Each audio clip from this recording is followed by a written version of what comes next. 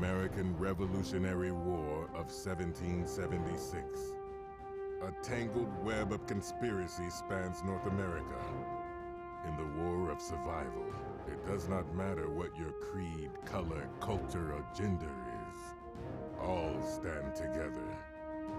Thomas Paine's common sense is held aloft in every rebel patriot's hand as they take up arms against the British Empire. But as the revolution has begun, something far more mysterious stirs. Agents of the occult intrigue both the Continental Army and Loyalist Redcoats. Freemasons conspire in the city of brotherly love. Maryland is in the throes of a witch hunt by the Knights Templar. Amid the chaos, other grim fairy tales have emerged. Reports of witches have been seen in the Great Dismal Swamp. Indigenous Sakem say the devils called Manitou walk among the living. Flesh-gobbling ghouls have been tunneling beneath Boston. The Pine Barrens of New Jersey are haunted by what the locals call the Leeds Devil. And worse still, an ancient enemy whose name is never uttered aloud seeks to consume all, loyalists and rebels alike. In this game, most people have either chosen to deny the supernatural or rationalize it away. A rare few accept it for what it is and act. You are among those heroes and are destined for greatness or death. Welcome to Flames of Freedom, where your grim and perilous tale hangs in the balance.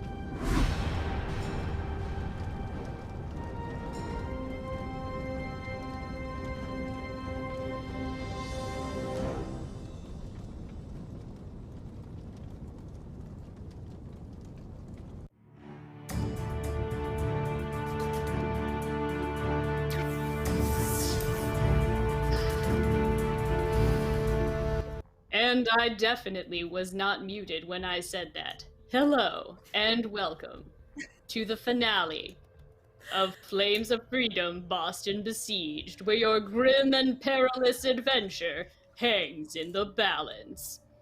I'm going to have my cast introduce themselves before I take off this terrible voice that I have somehow stumbled into, and we are going to begin with the person who has made this all possible. Dee, please tell us who you are and who will you be playing today. Hey, what's up, man? This is my favorite thing ever. Hi, I'm Dee. I'm all over the place, and today I will be playing for perhaps the last time the diplomat Pharaoh Mason, everyone's favorite mess of a person.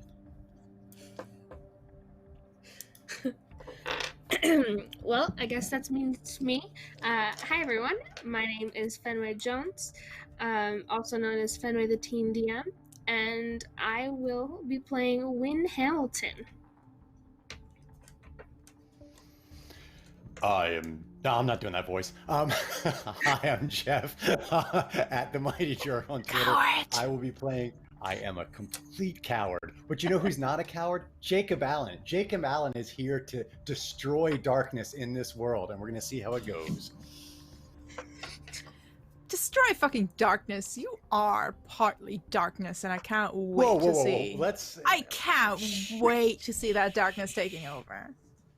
No, don't shush me. Hi, I'm Lydia. I'm half-Earth Hermit, and I'm a witch, and so is my character.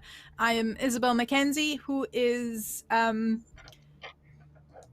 still with a witch. She's a cinnamon roll. I'm gonna stick with that.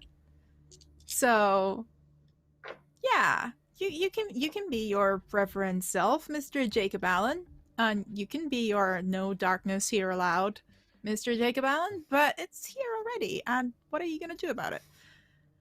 We are, of course, down a Nikki today, as I'm sure those who have been following the campaign will notice. She hasn't been feeling too well because she is currently taking care of 2 lives inside of 1. So we are, of course, respecting that, and we wish her all the best and hope that she's feeling better soon.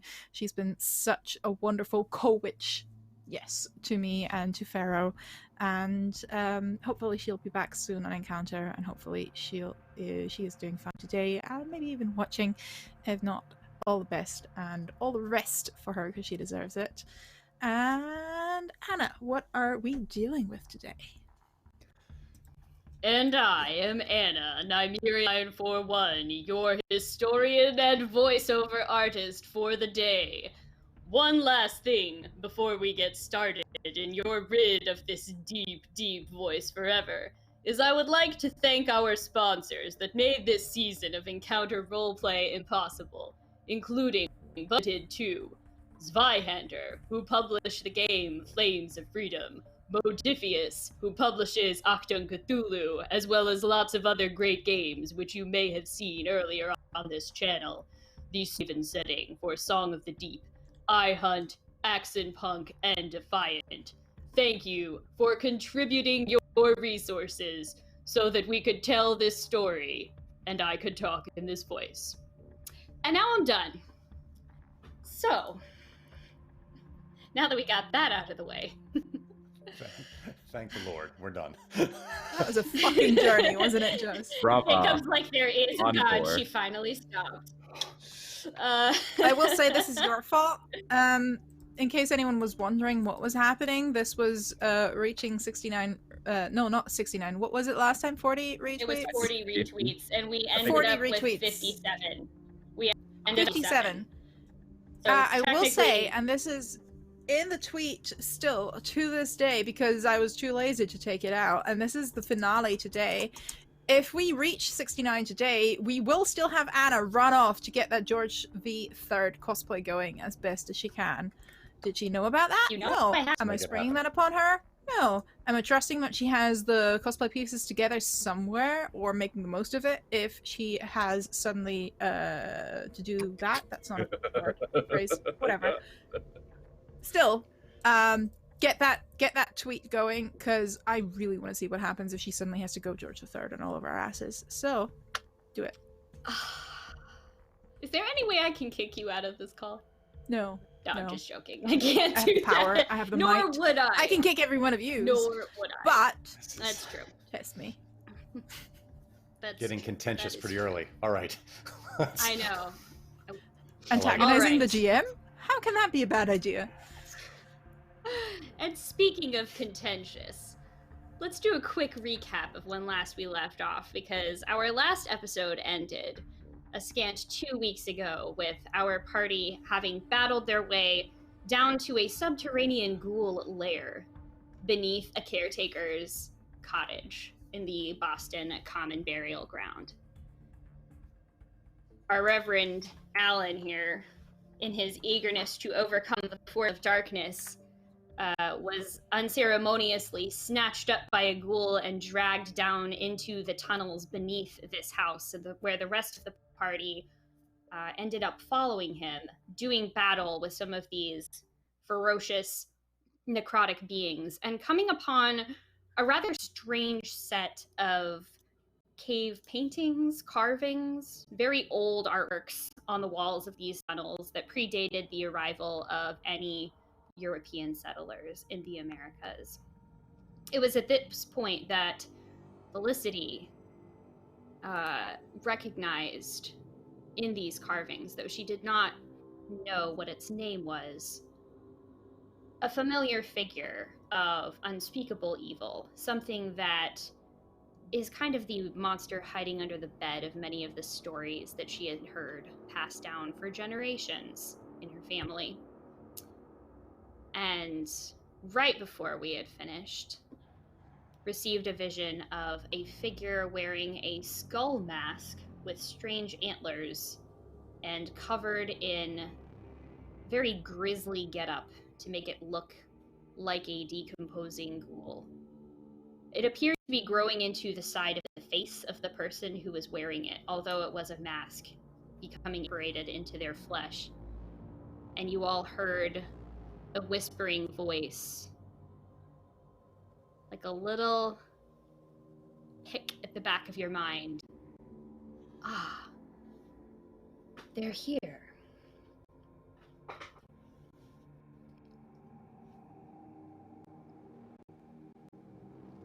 At which point, Who's you here? see Felicity's eyes roll into the back of her head as, overwhelmed with channeling this strange vision of a ghoul mask-wearing figure, her head hits the floor with a resounding crack. And you are all brought back to your senses. So to be clear, because I'm trying to remember, how bad was Pharaoh looking when we left the last session? Was the magic that Isabel cast, does it make it seem like they're okay, or do we realize how bad it is? I think for you to realize how bad it is, they are being contained in a way that is a little bit unnatural. They are slower. Their steps are heavier, almost made of stone. And there is a little bit of almost imprisonment, encasement connected to that spell. They are harder to hit, they are harder they're impossible to damage. But that comes with at the cost of speed, at the cost of agility, and possibly even their speech is a little bit slower, a little bit slurred. And visually, we can all see this effect. Okay. I would say yes. I'm living into D as well. Are you okay with that visual effect and that visual connection? Yeah, absolutely. Yeah. And Isabel is propping them up. Isabel is close to them and worried and a little bit frantic, checking them over for injuries, worried that she can't do more for them.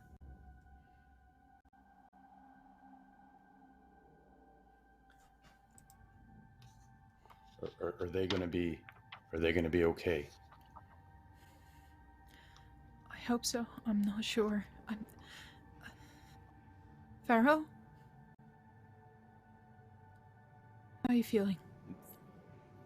Farah just kind of stares at you for a second and says,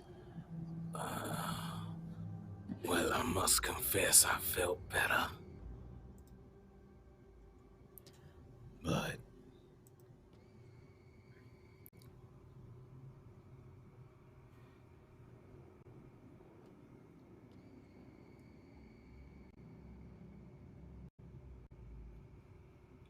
All right.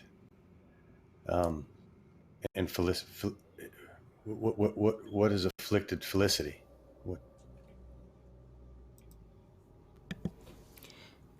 Can I go over to Felicity and check for a pulse? Yeah, go ahead and... Are you just checking to see if she's got a pulse, or are you trying to check for something deeper? What are you looking for I'm just here? trying to check and see if she's alive. Yeah, that's easy enough to do. She has a pulse. It is very elevated, a bit fluttery. Kind of like if you have ever held a frightened rabbit or a creature of a similar size and you can feel its heart palpitating a bit. Other than that, she just appears to be unconscious. Okay.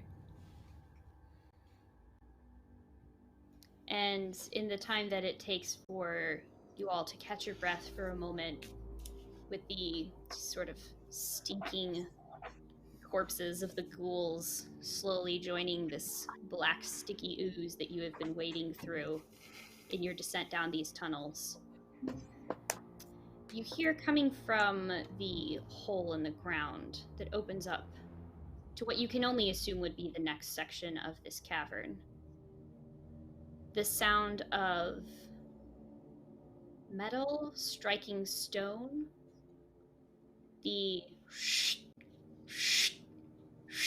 rough rasp of tools, implements being used to move dirt and rocks around. Just a couple muffled voices. Can't make out anything that they're saying.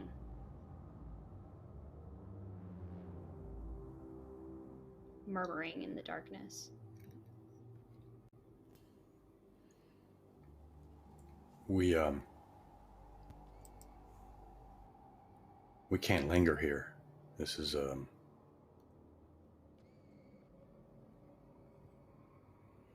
not a place we should.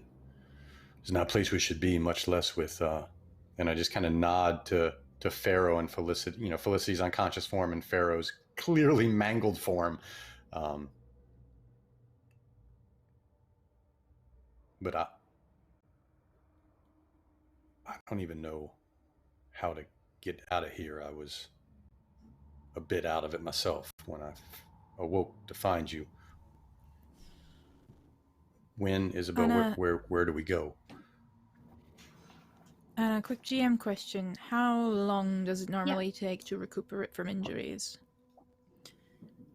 Normally, specifically for Pharaoh, what Pharaoh has is going to require some surgery. This would not really be, and you would know this because you are a healer, necessarily a safe or stable place to perform that kind.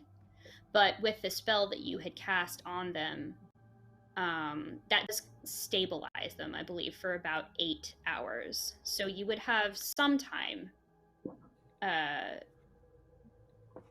but it would be on the order of several days. If you have access to anything like tinctures or smelling salts or things like that, you can use that to move people up on the damage trackers. I do have that. I also have a spell called Wind's Grace, which shortens or reduces the time to recuperate from one injury by 3 days. So I'm not sure if that's any help at all, because is 3 days enough? Interesting. Okay. If we have the time, and Felicity, I'm pretty sure Felicity is out of it, but Isabel will, if anything, put her foot down to try and make time for Pharaoh. Check them over, see what she can do for them, and if 3 days is enough, do something. Here's what I'll have you do. I think out of all of the injuries that Pharaoh has sustained, there are a couple of them that are definitely going to take time because bodies need time to repair themselves after being, like having a punctured lung or something. But Pharaoh did take a pretty big, slash from a ghoul talon across the face that split open their nose.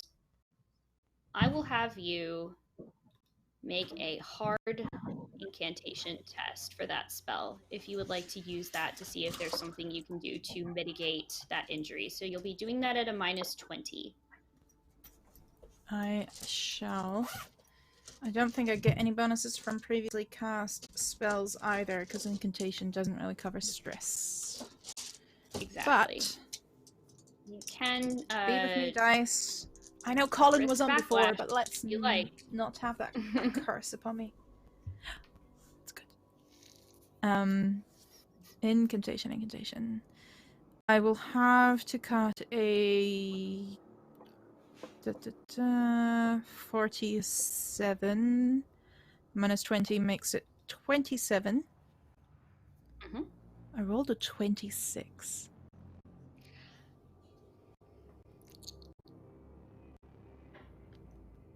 Tell me how this looks as you are able to push beyond the normal limitations of what even you have accessed with dealing with an injury of this severity. What does it look like as Isabel uses this magic? I think she starts in her regular healer form, if you wish. She starts in a humanly way of checking his limbs, checking his reflexes, and checking the bleeding, checking everything humanly possible when a breeze, actually no, a gust hits her and Pharaoh as the spell itself is called Wind's Grace.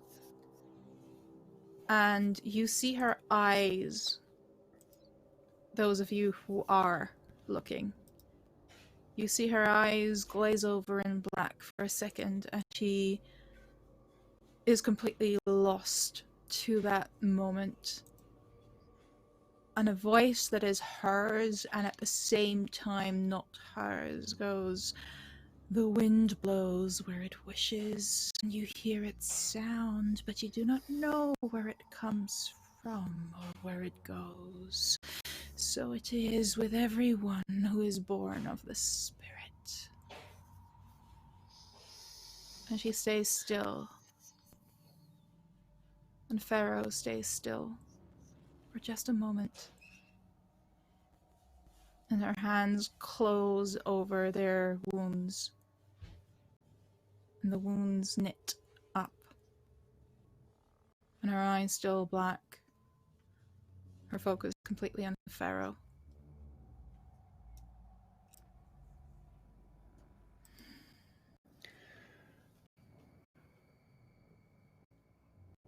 How are you feeling? Well, starting to think I'm gonna need to take out a loan to repay you for all the times you've saved my hide. What are you talking about?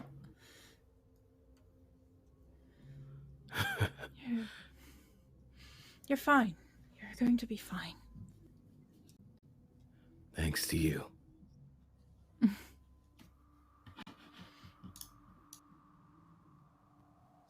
It's just skin deep. You'll be okay.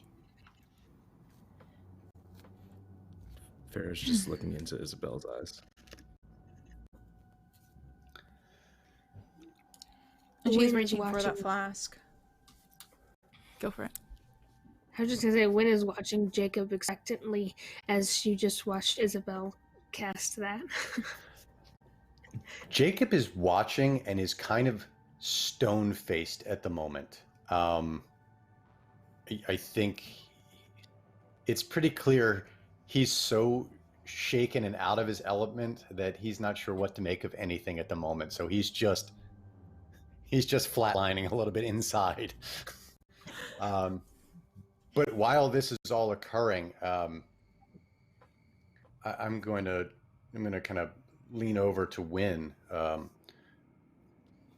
I do believe that while Isabel tends to Felicity and Pharaoh, we should at least see what's making that noise. I'd hate to be set upon while we're tending to our wounded. If you want to go in there by yourself, you are more than welcome to do so. See, I might have misjudged you, Wynn, but as it must be. And I'm going to go and quietly head down and see. I just want to get a look to make sure nothing's coming our way. So whatever sort of, I'm not quite sure how you handle stealth in this system. You know, what are we going to do to handle that? Because I'm not doing it brazenly, I'll tell you that much. Yeah. Let's see.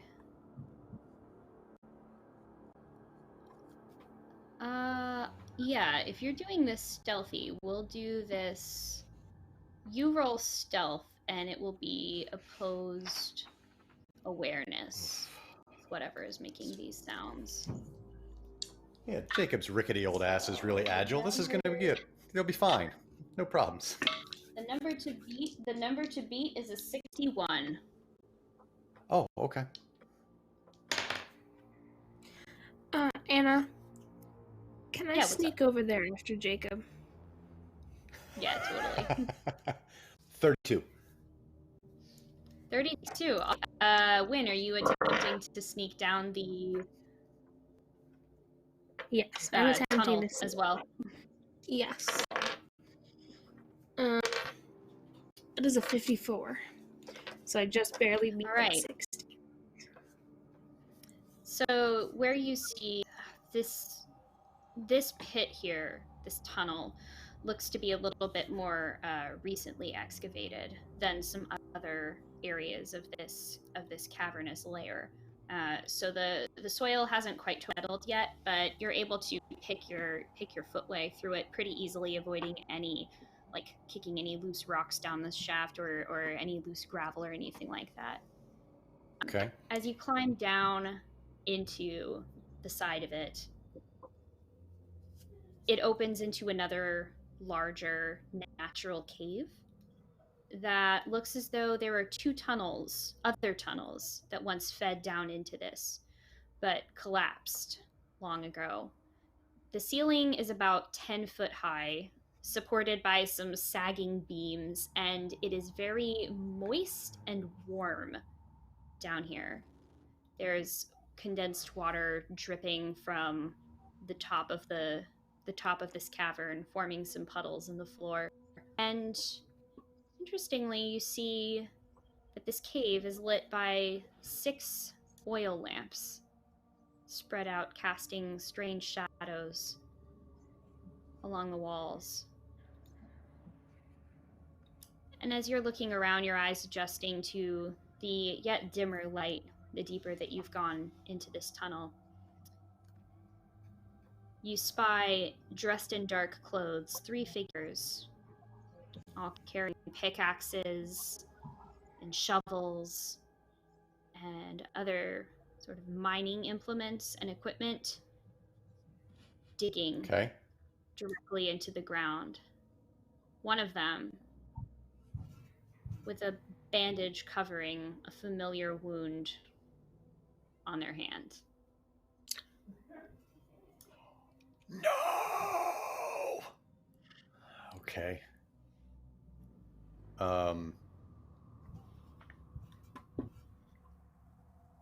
What do you do? Jacob is gonna pull his, naturally just kind of pull his overcoat a little tighter around him as some sort of, safety blanket, and is going to start slowly backing up down the tunnel. And I'm going to say he was so focused, he probably doesn't know wind followed him.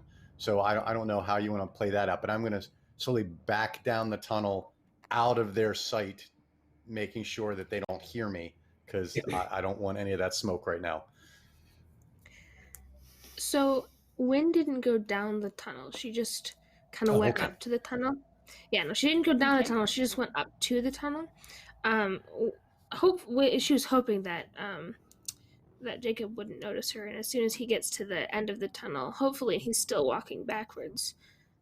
Can she whisper "boo" as he gets within a foot of her?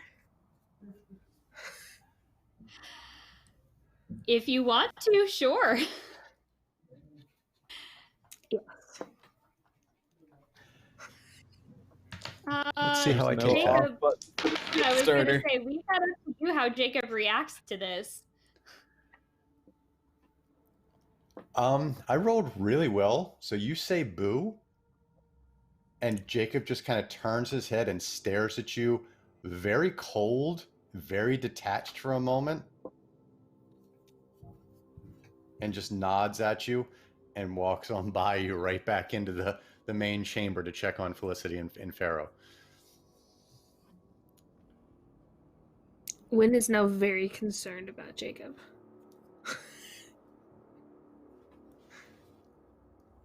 So you popped it down, saw the 3 people, and then popped back up to the main room.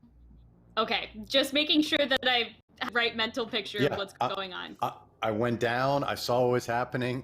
I immediately Homer Simpson back into the bushes and back up into the room. That's exactly what happened. And when I pass by Wynn, I'll kind of crouch down quietly near Isabel and Pharaoh and Felicity. Well, Felicity's unconscious form. I guess she's still probably out. We seem to have a bit more of a complication here. There's several people digging or something ahead. It seems to be one of them is Pharaoh's friend from the other night, and I just kind of point at the hand and make shake it off and do that. The one with the ring.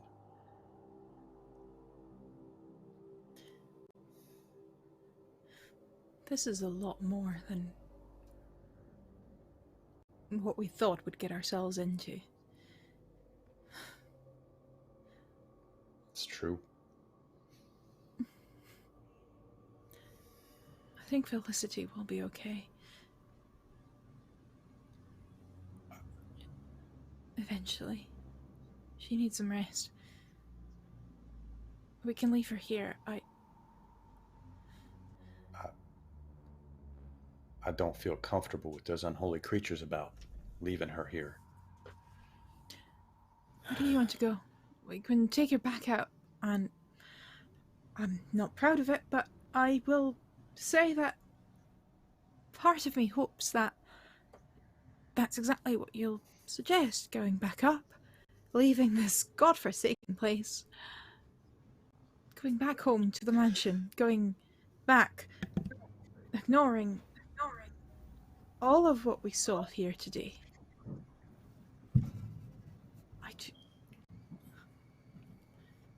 Pharaoh will very shakily start to stand up and say, Oh, come on now, y'all. We haven't come this far to just turn back at the end. Madame Felicity is more covered by spirits than all but one other person that I've ever met in my life. I'm sure she'll be more than protected up here. We have to end this. Oh, sorry. no, that was it. When we were in the corridors and we were making our way down, these are purely tunnels. We didn't find anything else. There's no, I don't even know what I'm thinking of. There's no like wheelbarrows or boxes or coffins, or there's nothing. It literally is just like dugout tunnels. Yeah, it appears that... Am I muted? No, okay. It appears that there's just someone or something wanted a very quick and direct path towards whatever it is that they think lies below this house. There's very little sign that anything is setting up some sort of permanent habitation here or stashing things here. It just seems like a quick burrow as deep as possible. And how many ghouls do we think we saw? Since you entered the graveyard, there were 5, including the one that had grabbed Jacob and pulled you underneath the house. And then I believe the last time 3 had come crawling down the tunnel after y'all, but you had figured that they were using the graves as kind of a network of tunnels feeding into this layer under the house. So I don't remember who had figured it out, but somebody figured out, there's a chance that they could just be traveling these graves in the house quickly. Yeah. So and realistically, there's at least 2 left out there somewhere. Probably. Maybe more. You're not sure. You don't hear any of the sounds that you typically associate. None of the ragged breathing, none of the scratching. Right. Just the clink, clink, the tools. And Jacob, as Pharaoh says, our work here is not done yet. A familiar voice. The diplomat speaks true. Your work is not done here yet, servant of the light. Your caution has kept you alive this long, but it will not save you from the dark things that are to come. You must meet the darkness with the blazing fury of righteousness. Do not fear what you will find at the bottom of this tunnel. For what is mortal fear in comparison to eternal life, to the blessings of paradise.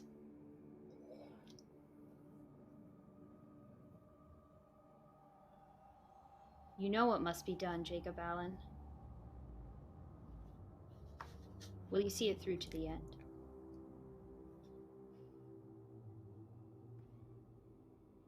So, yeah, Isabel, Farrow, and Wynn probably noticed Jacob just staring off in like a corner of the room where the shadow gets really deep and dark for a minute, like he's intently listening to something. He nods his head a little bit, looks into the darkness. I do and I will. And then turns back to Pharaoh. Are you able to walk?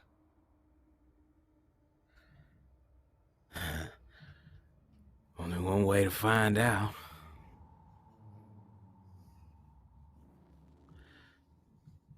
And Pharaoh will begin to pace around slowly a bit. Yeah, I think I can manage. Wynn, are you able to assist in moving Felicity? Where are we gonna put her? We're going to have to find some place a little less open to set her.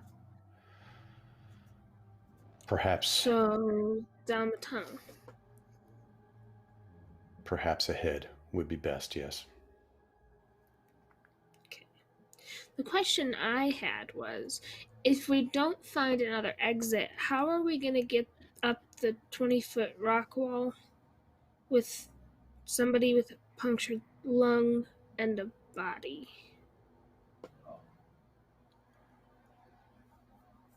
I've found it's best to deal with obstacles one at a time and as they come. And we have several obstacles ahead of us right now. Those are not the ones we need to be worried about. Okay.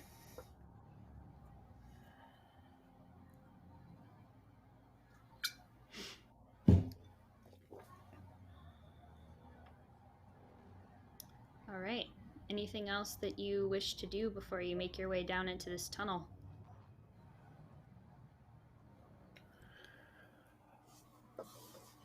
Yes.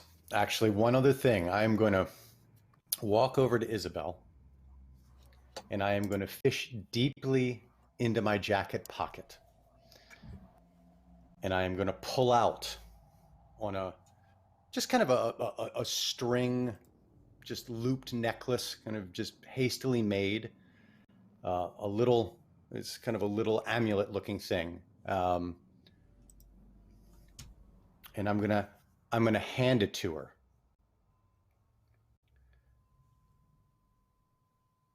If you would kindly hold this for me. I do not wish to be tempted while down here. Do not ask. Just do this for me, please.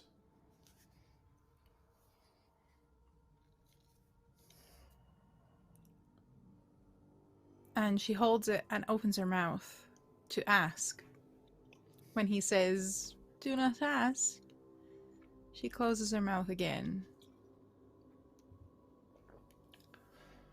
Is there anything, an energy she can glean from holding that item? So, well, here's what it is. If you take a look at it, it is it's just a circle, and it's carved out of like I wouldn't say it's rough wood, but it's not super polished and well done. It's somewhere in the middle, and it's got some work around the edges, but in the middle, just kind of carved out oddly, are two what honestly look like two chicken feet, kind of crossed and kind of raised up as if they were made out of branches. I will leave it up to the historian if you have any idea what's happening there.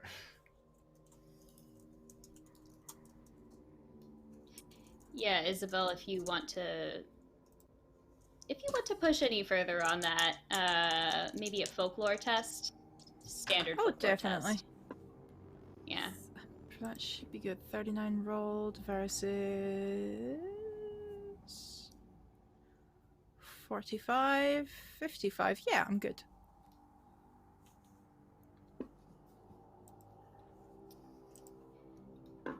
Give me that info. Do you want to, Jacob, Sure, just explain absolutely. that lore? So Yeah. as you look at it and you're looking at Muted. those symbols, I want to make sure I don't. Yeah. Yeah. I mean, I don't know what, Isabel has studied over time, but you probably have run across this in some esoteric texts or whatnot, of maybe Russian folklore. It's kind of a symbol that's sometimes associated with Baba Yaga, kind of the witch of the mother witch of the northern Russian world. Yeah. As far as it having any inherent magical nature or anything, I don't think so, but again, that's up to Anna.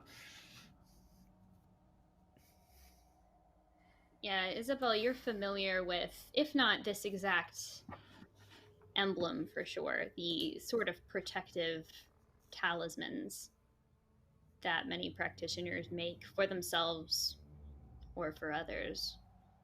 It doesn't give off the same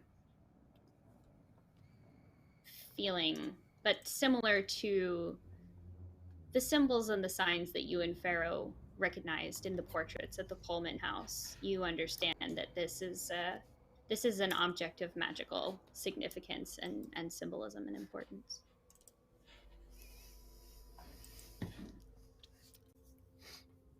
She's not looking at you, Jacob. She's looking at the amulet. As she mumbles to herself. And truly I say to you, a rooster will not crow until you deny me 3 times.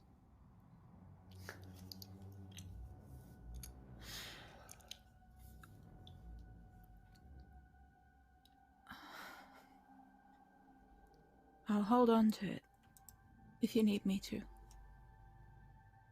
Yes, please do. And with that, Jacob's going to put his cross on full display, just hanging in front of him. And he's just going to walk towards the tunnel now. Okay.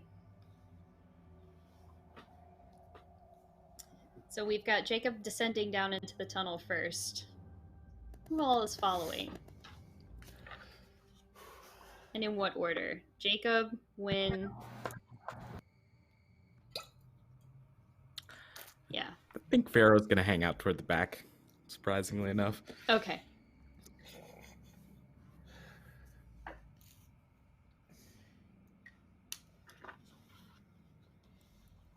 Isabel will stay in the near vicinity of Pharaoh. Just saying. Okay. I would like everyone to please make me a stealth roll. So we can see if they hear you coming back down. This is a secret test, so you'll know when what happens happens. Just tell me what number you get.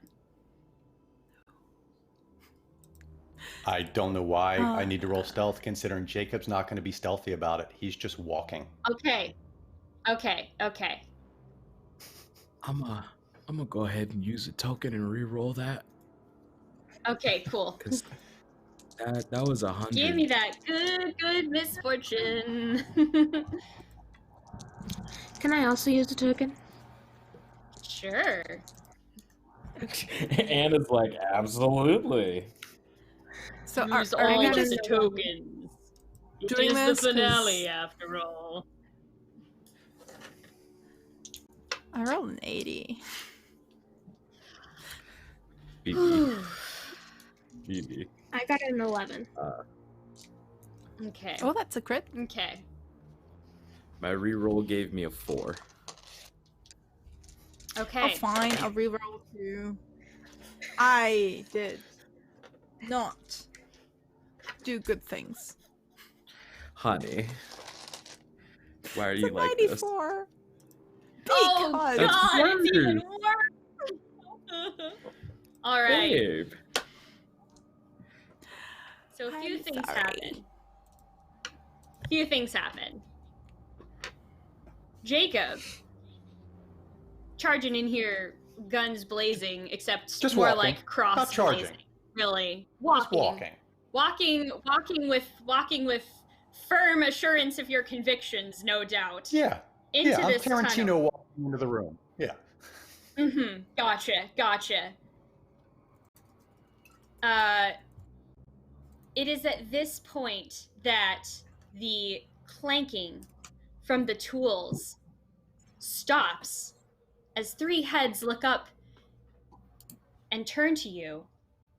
You hear a woman's voice call out, "Arrêtez-vous!" And that is when Isabel slips and falls down the sort of chute that you have all climbed down, landing in front of everyone else. Isabel, you take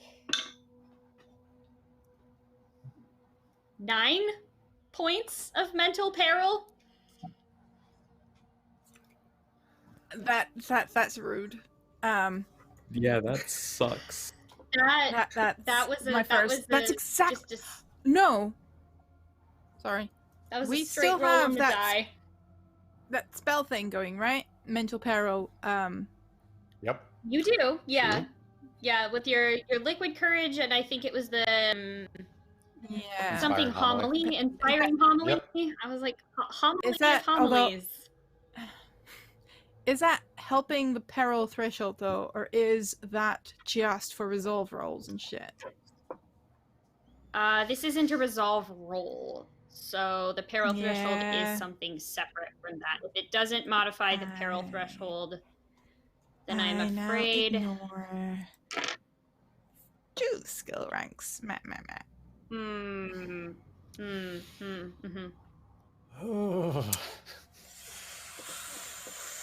Okay.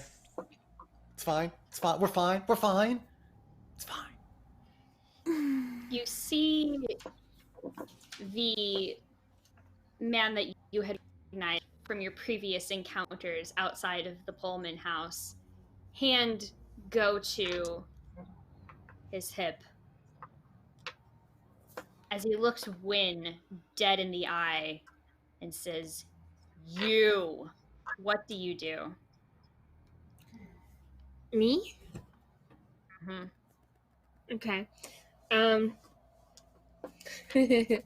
So I'm going to. Does he look hostile? I'm assuming so, but Give me a challenging scrutinize test. Your friend just fell down a chute into a cave, and this is somebody that you have had some not great interactions with in the past. Let's see how well you're able to read a situation. So challenging is at a -10 to your base. I got a 6. Okay. He looks, more than anything, that this hand to his hip is almost a more defensive stance than anything. Almost a sense that he can reassure himself that he isn't in any danger as long as he's armed, as long as he's ready. And I will say, because you rolled a 6 on that, shifting from you to just his peripherals, where just out of view behind him and his compatriots is a hole in the ground where a wooden corner of something that looks like maybe it's a box or a chest is sticking out. And his eyes shift back and forth from you to the box rapidly. He's very agitated, though he's trying to keep a keep a cool head, it seems. You rolled a 6. So what do you do? Do the other two look armed?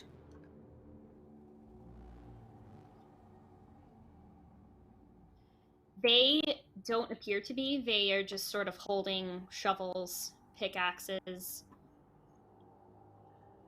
Got it. Okay, so I am not going to shoot, but I would like to pull out my gun and kind of just aim at him and say, I wouldn't pull out anything if I were you.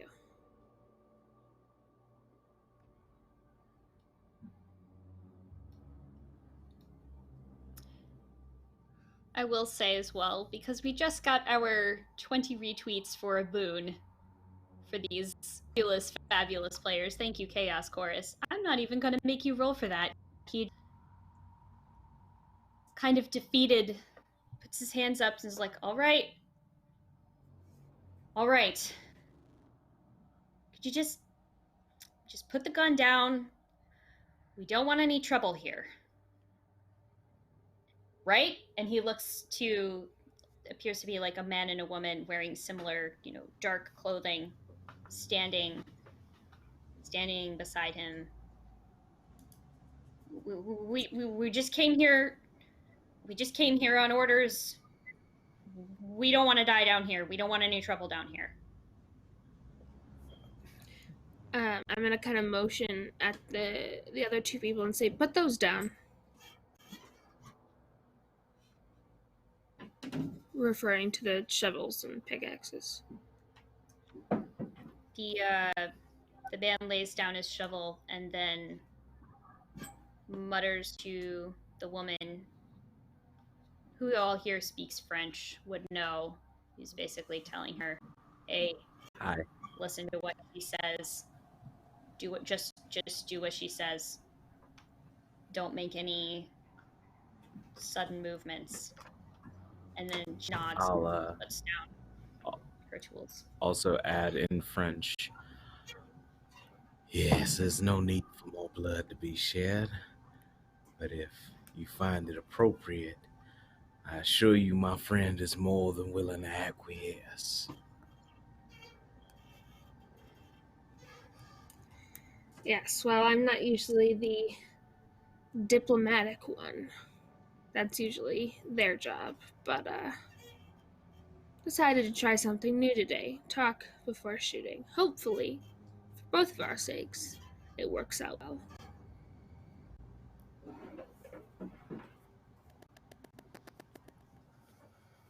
Somewhat. The man does kind of nervous laughter. Little unusual for your family name. Sorry.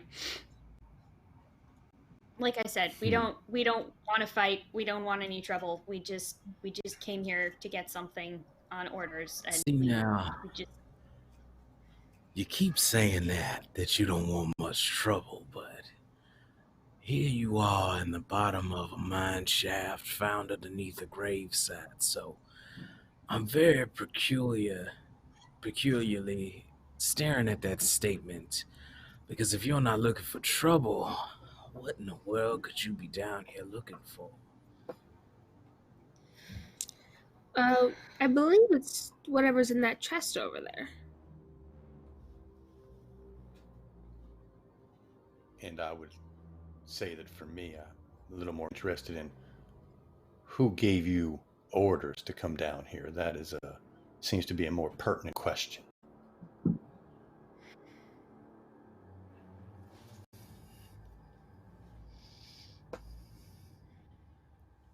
I believe now is the time you should get to talking.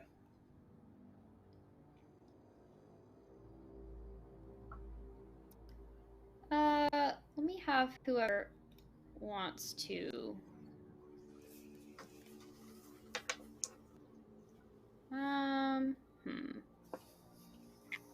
This seems intimidation to me. So if you have taken steps to intimidate, we can just have one person make the roll, but I'll have it be easy. Because you I'd spotted like the to chest. volunteer as tribute. Yeah. Go for it. So Nice. take a plus 12 intimidate. See how they'll respond. Okay, so question. If I roll a 21 and I have a -10, does that make it a crit or just an 11? So when you add the plus 20, you're adding that to your target number. So you're increasing your target number, not adding it to the roll. Exactly. Gotcha. Yeah. So that is a 21, so a success. Okay. But margin of 60. Yeah, look, I mean, we've been down here just taking current shifts for weeks now, trying to get this god thing out of the ground for him, but it's more than all of our lives are worth to tell you who we're working for. Just trust me, you don't want to get messed up in this. This is something that well, just can I just pick up the shovel? I'll show you. Why would we it let is. you do that? Because you want to know what it is that we're here looking for, right? All right, fine. If I think between Pharaoh, Jacob, and Wynn, just all sort of like coming up all real strong and very tall and intimidating presences in this. Like, all right, be my guest. You can dig it out for yourselves, but don't touch it with your bare hands. Why not? Also, Pharaoh, do you still have that ring? And Pharaoh will bring it out and sort of knife walk it across their fingers, which makes the clacking sound of metal across stone as they do, and say, "Well, as a matter of fact, I do." I believe it at one point belonged to... And I kind of do like the eeny, meeny, miny, mo with the barrel of my gun. And then point at the guy with the hand injury. I believe it belongs to him. So, would that be who you're working for, sir?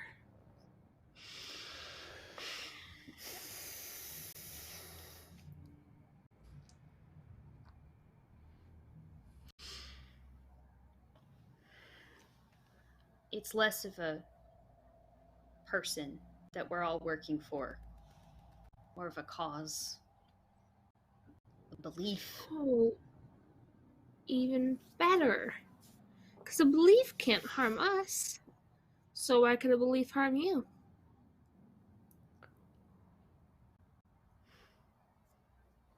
Because of who is enforcing what we do. Who is enforcing that belief.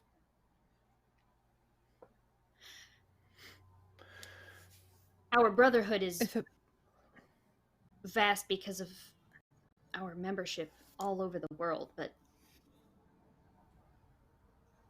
we're not completely egalitarian like these nonsensical rebels around here. Just wanted to work to bring the brotherhood back to unity. Make it whole again. A belief is enough to spare you from these creatures. You cannot tell me that you haven't seen them, hurt them.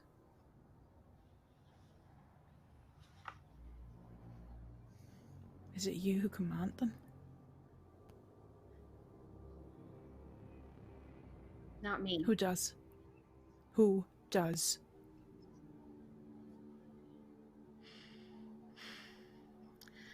I'm telling you, it's that thing in the box. We were supposed to get it for him. You know how many people have been snatched out here? You know how many people have been eaten? We lost good people down here. There we are. So, Two things. One, you do realize who you're talking to, right? Nonsensical rebels. Where do you think I came from? And who's the one holding the gun? Second of Listen. all, who's he? I thought you were just working for a belief.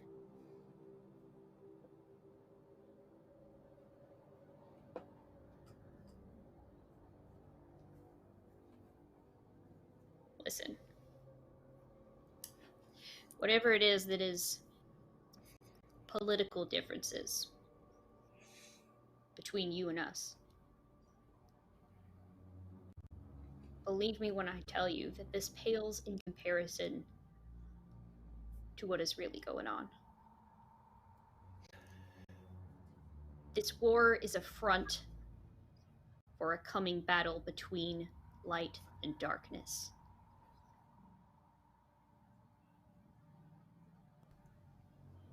We are attempting to stop something worse from engulfing this entire continent.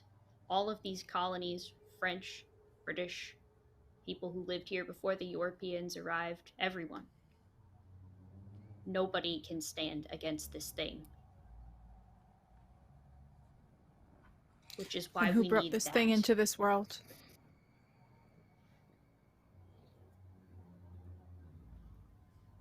He looks a little bit confused and then looks back at the woman behind him who is speaking French and asks her, "You care to explain it to him?"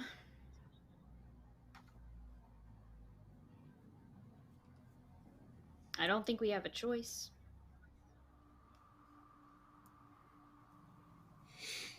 And since I believe Pharaoh was the person who had addressed her earlier, she turns toward him and in French says,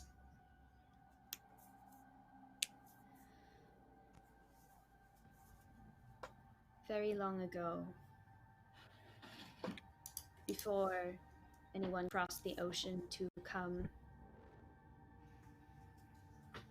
to these now 13 colonies." And by the way, anybody who speaks French is fully capable of understanding this. This is just, this is normal French. It's not magic. Before anyone came to settle these so-called colonies, there are stories of a war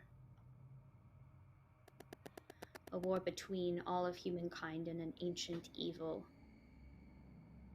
whose name no one can speak. We only call it Mandog. It said that there were two warring nations, each of which made a dark bargain with the Mandog, so that their side would gain supremacy in this battle for these territories. They thought themselves very proud and mighty to cut such a deal, but they were playing with forces that they did not understand.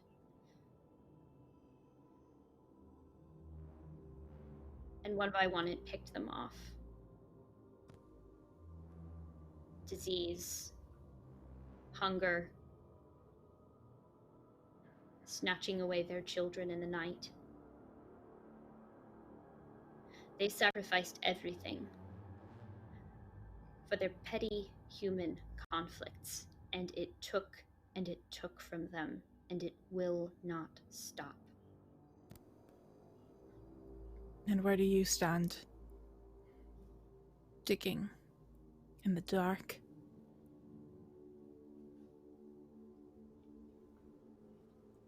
Who do you dig for? What are you hoping to achieve?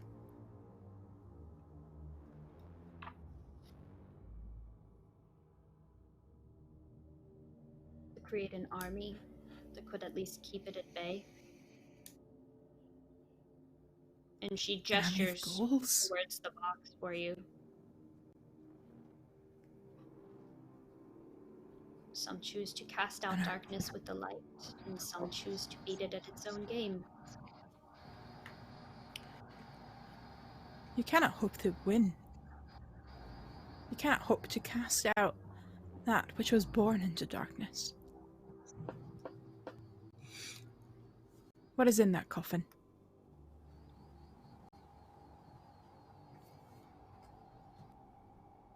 She looks down towards the pickaxe on the ground. May I?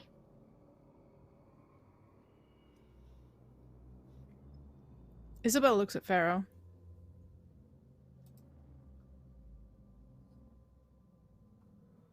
And Jacob and Wynn not realizing that they don't understand what the fuck is going on right now. Jacob is just kind of looking back and forth, waiting for you and Pharaoh to kind of Pharaoh will say, agree or not.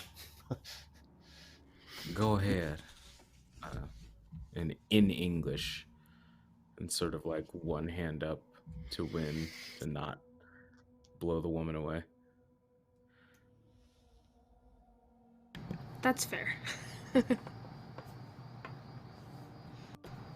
Okay. She takes the pickaxe and putting the tip end of it in this area, like underneath the lid of where this crate is nailed shut, wrenches off the plank that is forming the lid to a rather dusty, moldering inside of a box.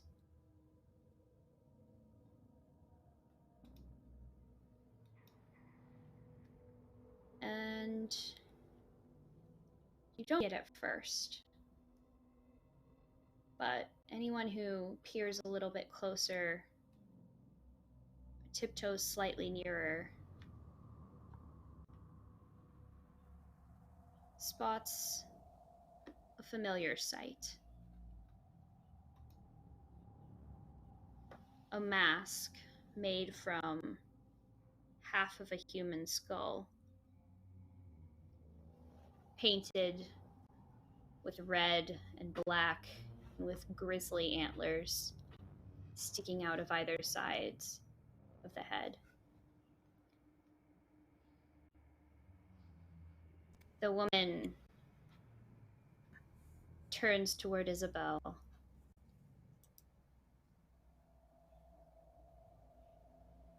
It is something that long ago Mandog's sorcerers used to communicate with the dead. There aren't many of them left.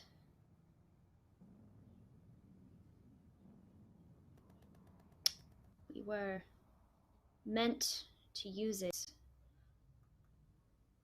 to control the ghouls, to turn them into an army, so we could claim back our brotherhood, our inheritance, our family.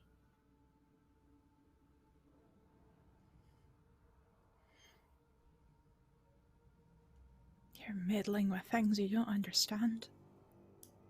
You're not meant to understand.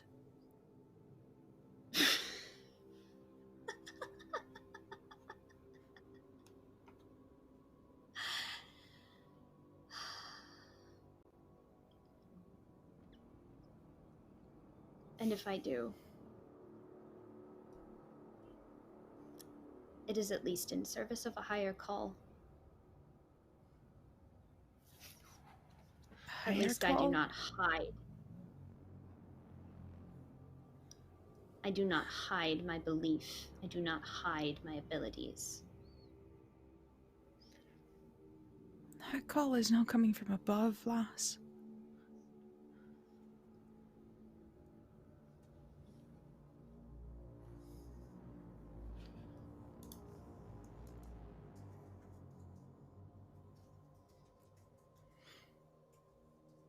Well,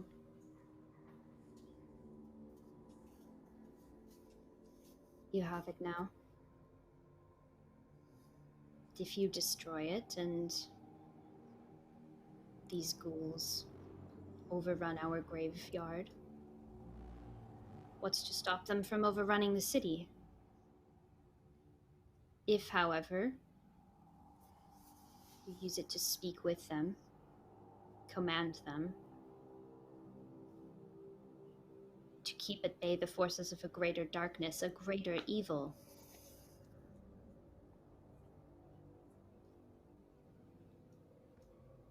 that is a sacrifice that, well, would not go unnoticed by our brotherhood.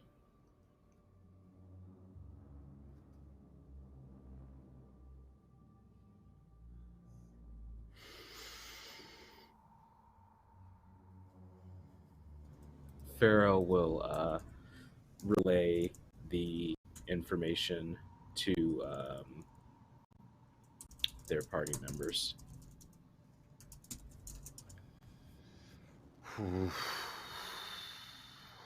Oof, that's a lot to process. D has no fucking clue what to do. Oof. I'm torn. I got a devil and an angel on my shoulders talking at me pretty hardcore. Oh, I got to think on this. I think having been offered with this devil's bargain, we are actually going to take just a very short break.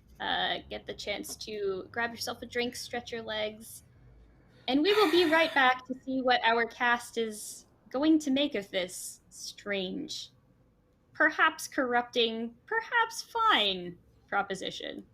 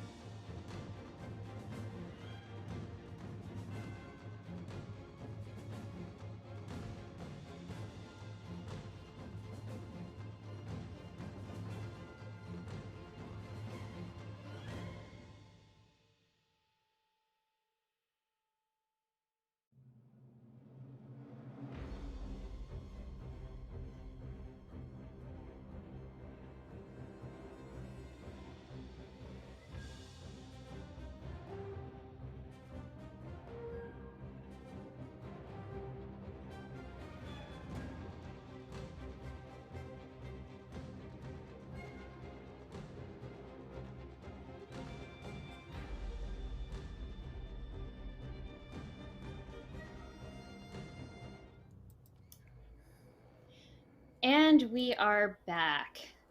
So when we had left off, our French-speaking agent of the Brotherhood of Freemasons had just offered our group a devil's bargain to take up the mantle of one wearing a mask of the dead to speak with ghouls in order to prevent a greater danger from overtaking the 13 British colonies. The main fella with the messed up hand that you had met all that time ago turns to you as well. See, it's not about protecting the colonies, the crown, none of that. It's about freedom for all of us from this thing. You understand why we had to do this, why we have to get this out of here. Out of here, and where to?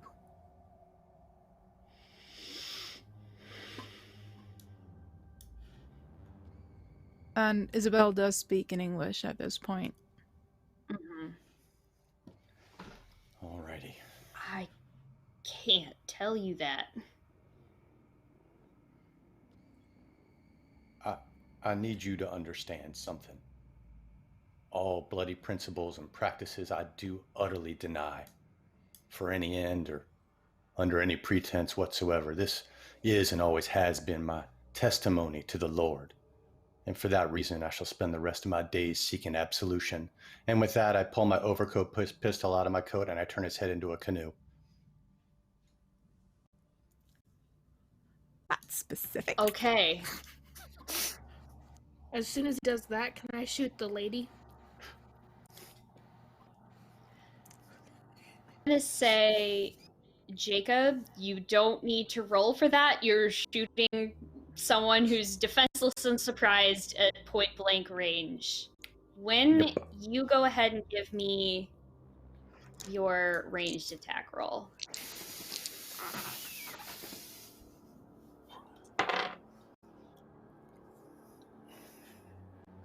My goal was like the range was 44. I rolled a 43. Okay.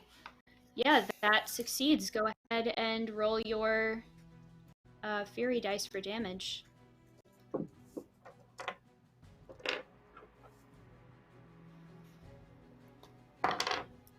I rolled a 6. Okay, so that explodes. And don't forget that you add your perception bonus to this for your gun when you do damage. I rolled a 6 again. All right, they keep exploding as long as you keep rolling 6s. So go ahead and yeah, let me know what your final total ends up being. This will be So- rough. The black powder one still explode, yes? Yes, the one explodes too. Dear Lord. Oh my god, Fenway. Oh my gosh, I rolled a 1 again. Like, I kind of want to see how much it ends up being. Just keep going.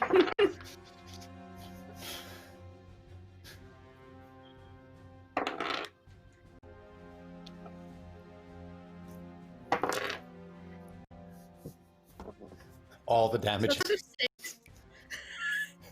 I think this dice only rolls 1s and 6s.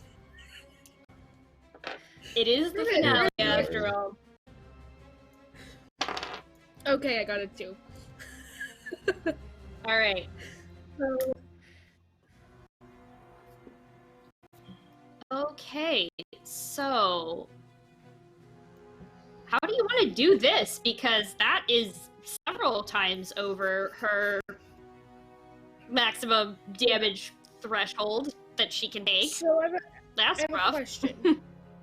Yep. So it's just perception, right? Added, Perception bonus, yes. Mm-hmm. yes. You add to your damage. So I got 34 damage. Mm-hmm. Mm-hmm. She is slain.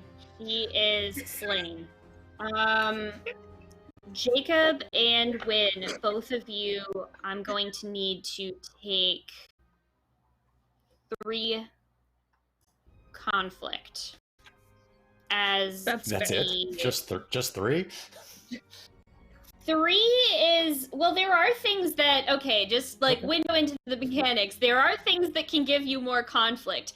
Killing a human being is bad, but the, like, other end of the spectrum is things like encountering an eldritch god.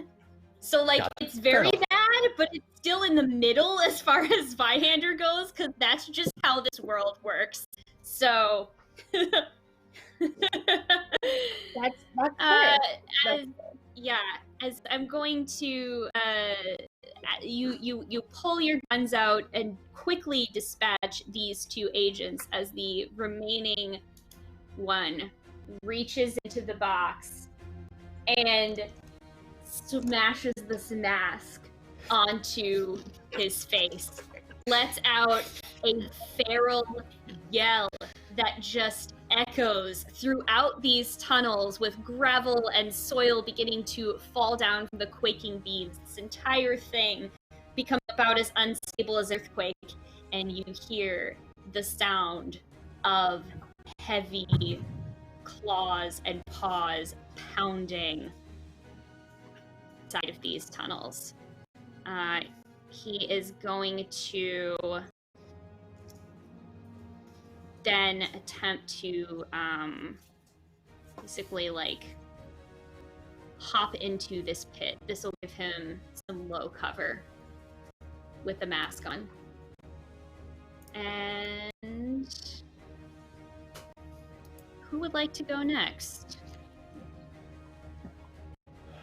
Well, I mean, you haven't done anything, Isabel. Are you? Yeah, 2 of you could pass initiative, or someone just hop in. I'll pass it to Isabel. Jacob's kind of hand trembling, is unsure whether he should drop his gun or do something. Just looks to Isabel. Isabel is not the kind of aggressive gun pulling person, so I think all she does is look back at where the shot just came from. And then back to where the shot hit, and back to Jacob, and is literally just stepping back, and I cannot see her go into any aggressive stance whatsoever. Which is bad and going against all of Lydia's instinct, but Isabel, different person. Yeah, Which she is just great. Because I will have her back off and into that. Did I misread that earlier? Is it a coffin that they've been digging for? Like, is that? Yeah, it's a very large sort of like a pine box coffin would look, but it didn't appear to contain like a body or anything. Just this. Yeah, I think she moves back and, not thinking, pushes against that. And that's it. And we might have just lost Anna. No, Anna, you good? And back. Hey, yep, back. I'm back. You do not get to drop at this tense of a moment. That is not cool. No. Don't even. Some choice words were said off camera. Are you trying to hide behind the coffin, or are you just backing up into it? I think she backs up into it and might push it and might knock it over, even if I'm here for knocking it over and causing more havoc. Yeah. All right. So, couple things happen. As you bump into this thing, you are going to, mechanically speaking, gain benefits of low cover. That will, because it is in a pit. And so anything attempting to get at you range-wise is going to have to kind of go down and behind this large box. The other thing is that you hear a thunking noise and the sound of something rolling around inside of the box in addition to the mask that had been there previously. From out the box rolls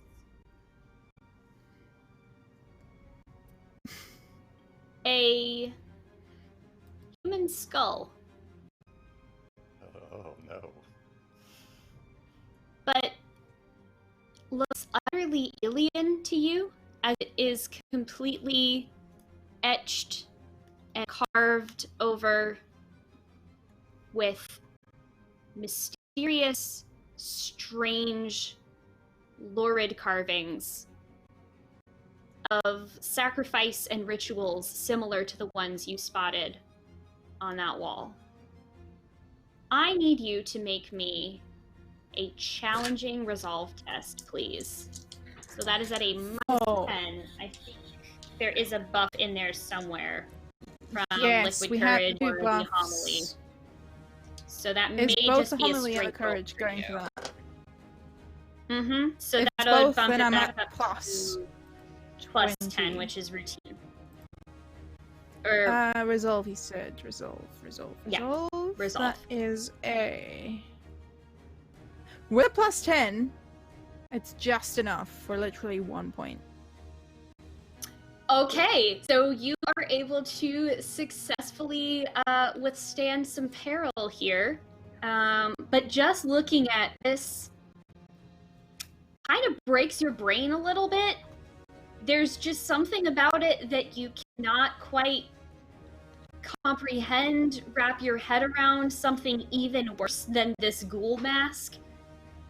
And the other thing that's about to happen as you sort of stumble behind this pine box is 5 more ghouls come tumbling down this tunnel, snarling, howling, and I am going to spend a misfortune coin here to use their horrific ability. So I need everyone to make me a challenging resolve test, please. So challenging is -10. I believe with your buffs debuffed, you end up with +10, +20. Well, Except for Jacob, who that would didn't be want to drink. sunless. Yep, not me. Okay. Why is Oh, this stream great. advocating alcoholism?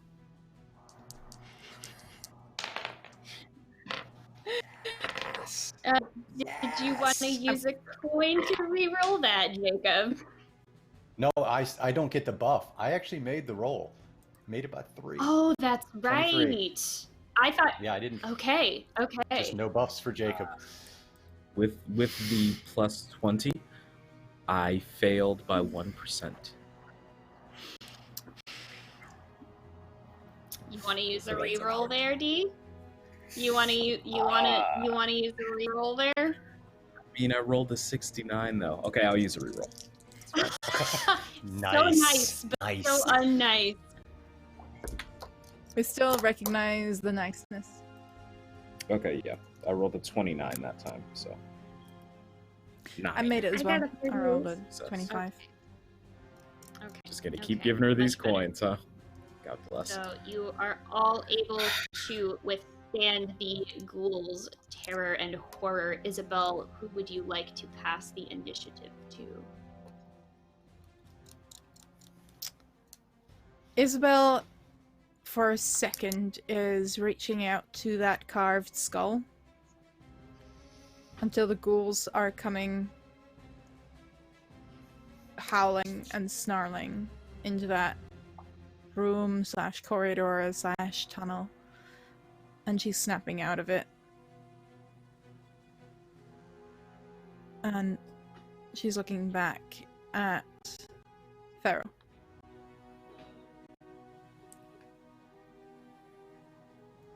It's time to go. Go.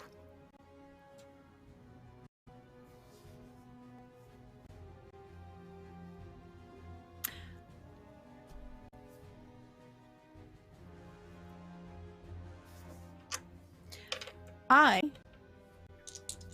am going to roll a thing.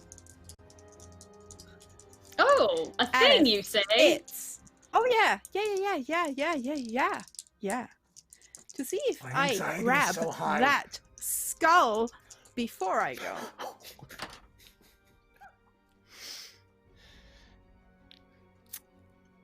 And my personal thing was going to be, if it's below 50, I grab the skull. If it's above 50, I don't. And I rolled a 44.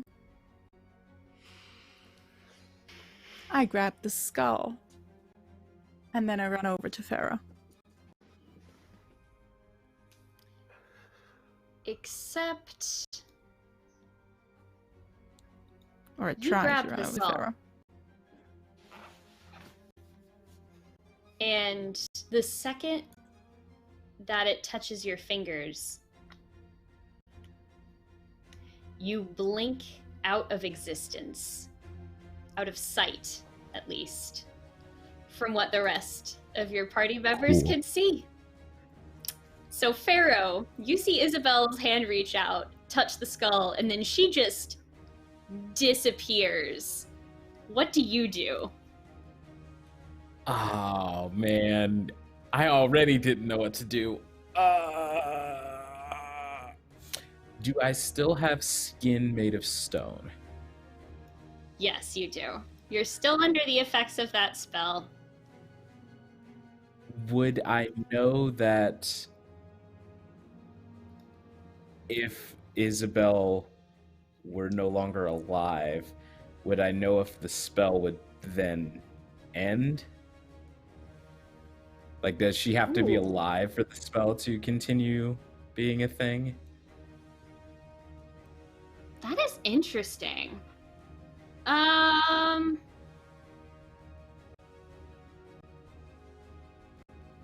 Let me just have you make me a straight, like, education or folklore test. Just to see if in the heat of the moment...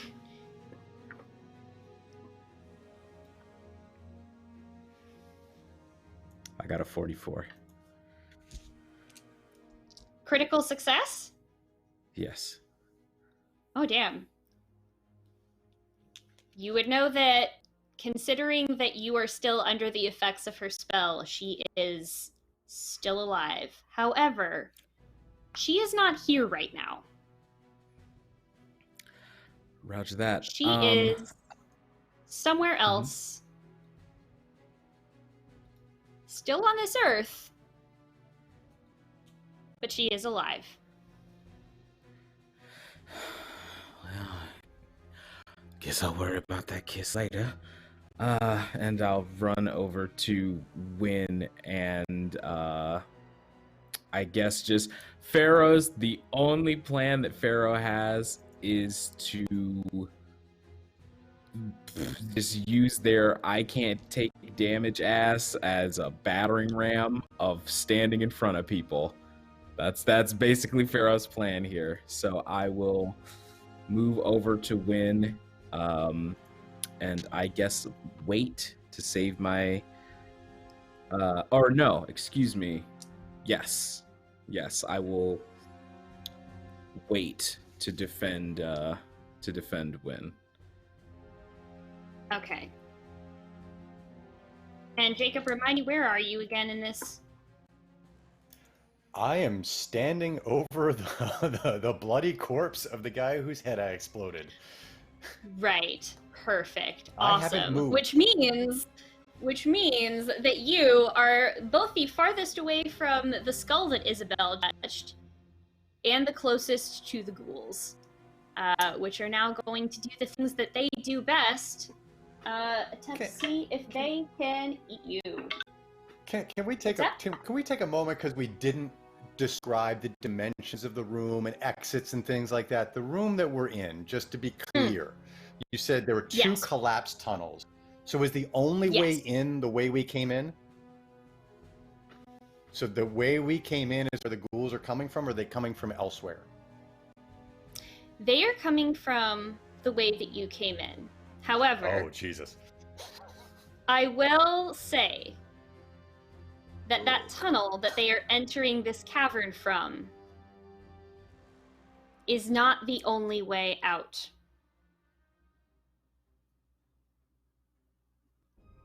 Okay. Make of that what you will.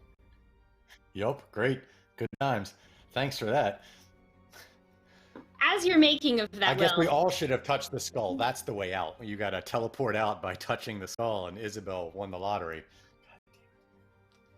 Do it. Some of these creatures Bring it. will critically fail to attack you. Ugh. Right. No. Attacking give the me man one of the give me Lord. one of those. Give me one of those good misfortune points that I can use to You said re-roll against that critically? because yeah. And I got so terrified. And then you said failed, and I was like, oh, thank God. Oh, that's another fail. Okay, cool.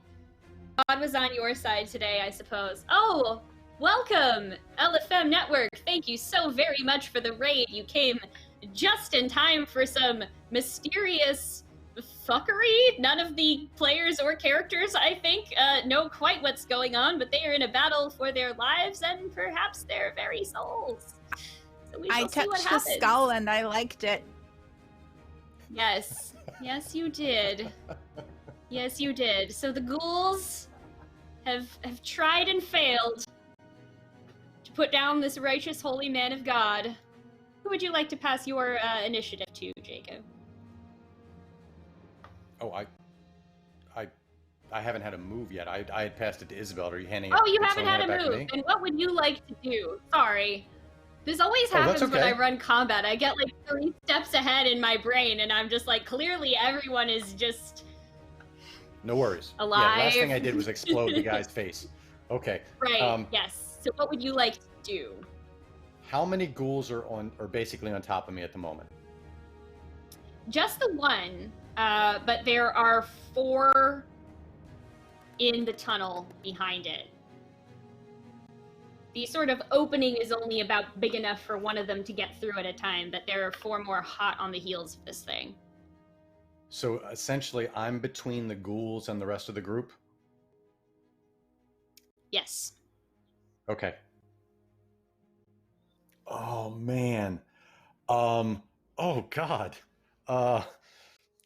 Don't like, unsubscribe, all the things. Oh, God. I'm sorry, I'm looking at the action and combat options here. I am going to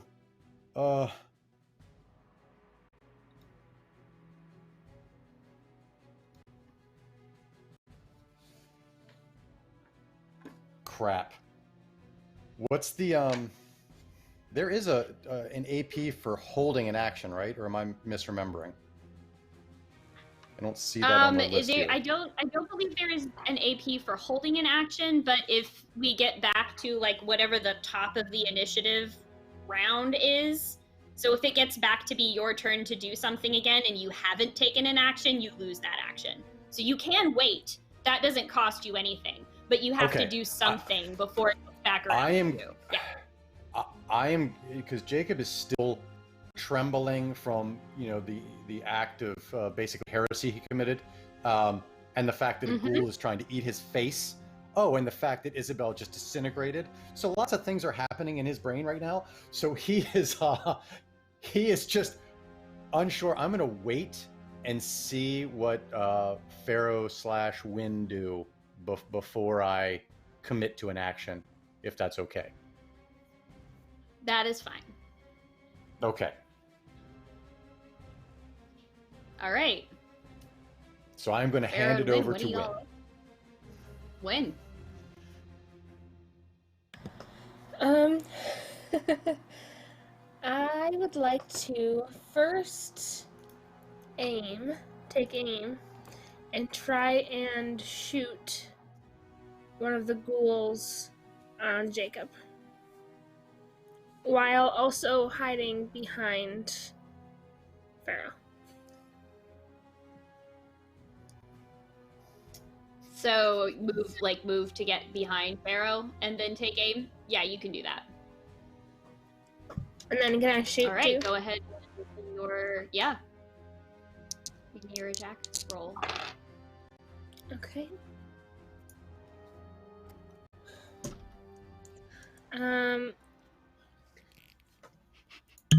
44. Critical success for you, I believe. Okay, go ahead and roll me those lovely exploding dice. And do not forget, by the way, that you can use a coin to make your fury die automatically explode on a 6, if you want. Don't take the bait and give her more coins. Don't do it. I already have 2. I literally just want more people to use this ability of the coins. I feel like not enough people use the exploding boom boom ability. The exploding boom boom ability? Yes, that's the official. You heard it from the game designer. It's the exploding boom boom ability. Great. Okay, cool. You'll find it's a technical term. Yes. So I only do 13 points of damage. Only 13 points of damage. Oof. Well, luckily for you, that is going to be enough to inflict. Where is the correct tab for this? A moderate injury on this thing. Roll me a. Let's see. It's moderately wounded, but it's not going to take an injury. Okay.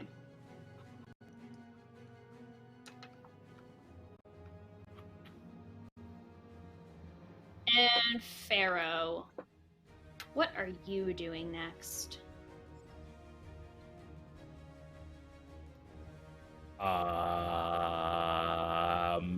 Well, shit stacking Christ cracker. I am going to sort of,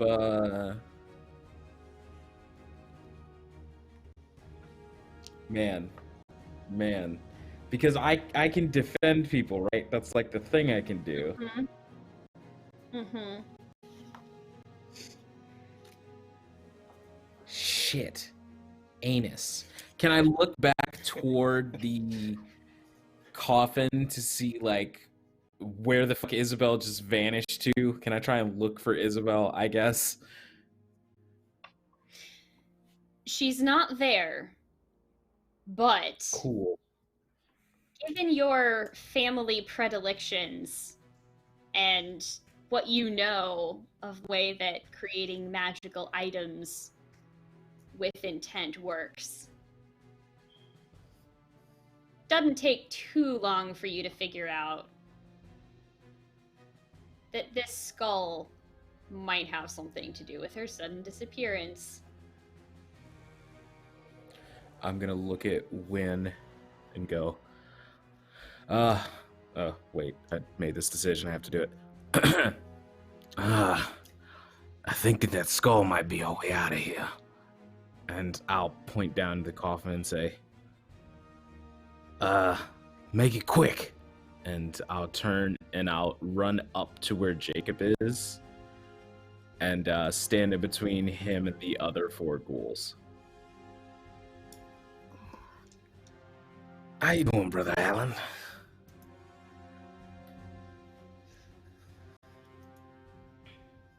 I've seen better days, my friend. Yeah, that's one thing we can agree on.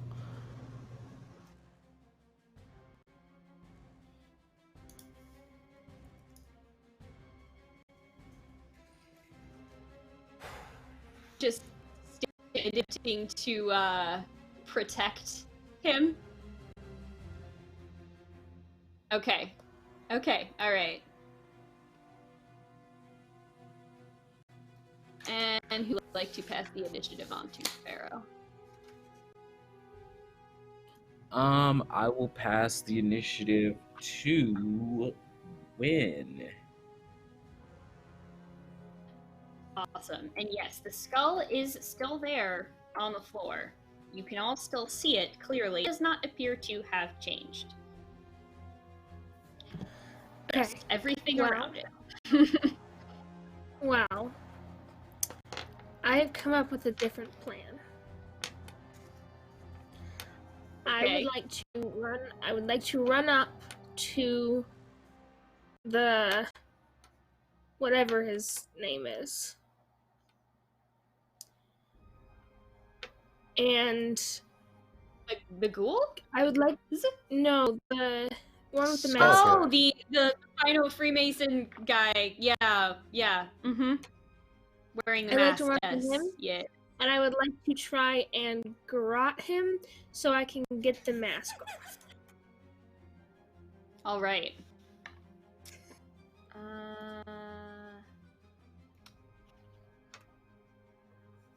I'm sorry, all I can Here's what- picture is Win running behind people and constantly garroting them. I know. It's the most wonderful thing. Let's go ahead and I think just for mechanics wise, let's go ahead and do this as a chokehold. I will let you roll using your simple melee if you want to, but I'm still gonna give this guy the chance to resist. Okay. Just in case. So yeah, you can do athletics, toughness, foe must resist, athletics, or the choked. Did you say I could roll my simple melee? You can do that, yeah. I'm just having him roll his resist to see if I mean, it he doesn't can. really matter because my dice really, really like me apparently. And mine I got a really hate 5. me.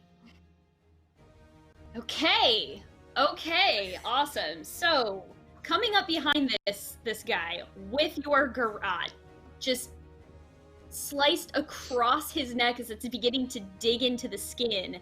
You trying to get the mask off of him? Mm-hmm. All right, and it comes off because this man is slowly losing oxygen as you are pulling this string and this cord ever tighter around his windpipe. What do you do now that you have the mask off of him? I don't know. Can I... Well, I want to get it away from him. Can I toss it to Pharaoh? You could, yeah. I think y'all are coordinated enough. That's not even a rule. If you're throwing that to Pharaoh, what does Pharaoh do? They catch it?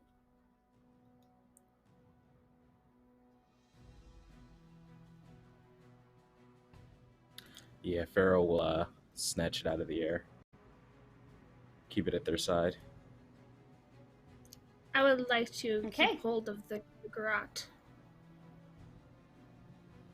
Okay, so you have this agent here slowly being strangled. Mm-hmm.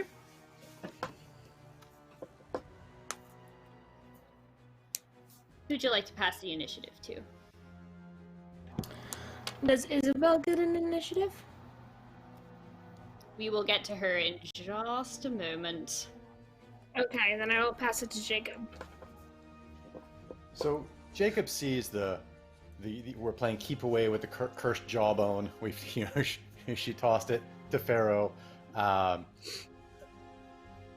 In that moment, I'm gonna look back. So Win is currently strangling this guy. Mm-hmm. Okay. Does he look like he's going to be able to struggle out of it, or is it just a foregone conclusion that pretty much he is getting ready to shuffle loose his mortal coil? He's rapidly losing consciousness. Between it seems like getting that mask ripped off of his face took something out of him. Okay. All right. I'm going to snap myself out of kind of this shock that I've been in. Quickly reach into my satchel, take the reload action for my pistol, and then there's still a ghoul like right up in my grill, right? It took damage, or was it put down? Okay. It is moderately wounded now. It has been shot, but it has not been put down totally, no. I'm going to stay right here in the breach, and I am going to reload the pistol and just take another shot at this ghoul. Okay. All right, so...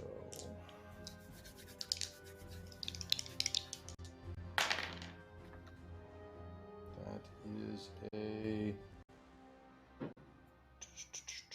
47, which is just on the money.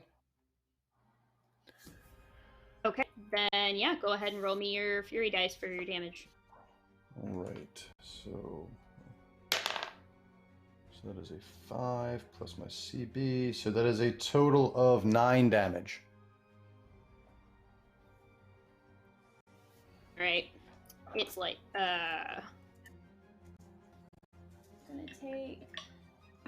not gonna take an injury, but it is still wounded.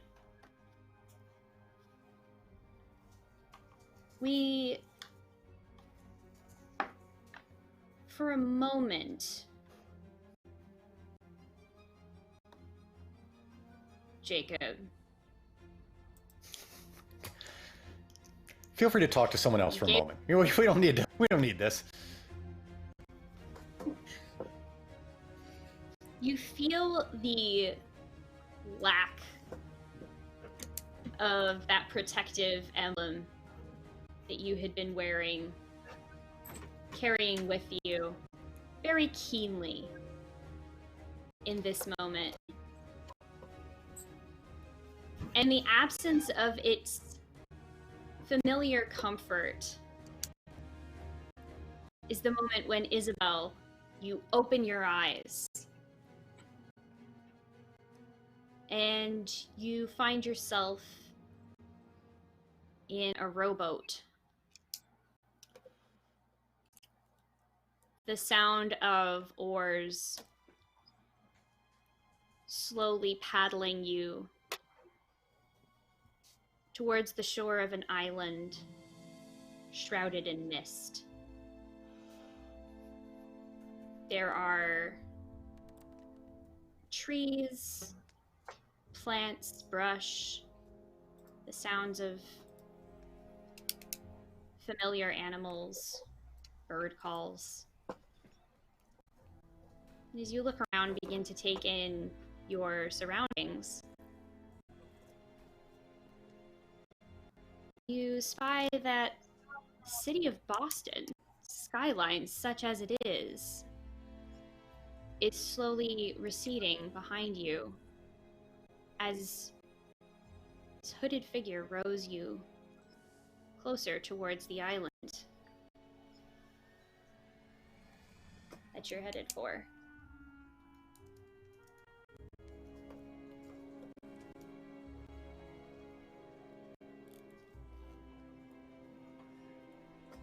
This is not where I'm meant to be. Take me back.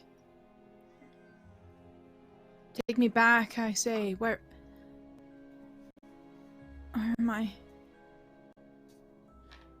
And she looks around, making the boat half capsize as she's moving frantically. The waves lapping against it.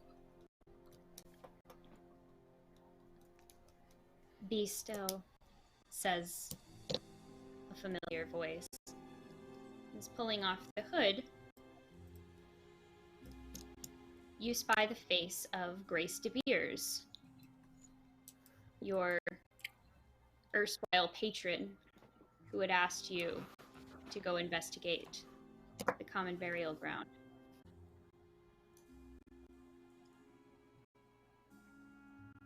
Be still. Our time has almost come to break the siege. What about the others? Let's see. What siege?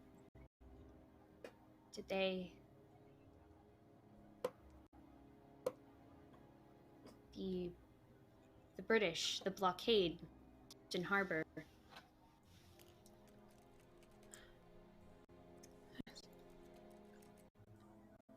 It's not something that General Washington has been able to break through on his own. So those of us in the city who still keep to the old ways, we take it upon ourselves to help him out. We were underground. The graveyard, the caretaker's house. Tunnels. Goals.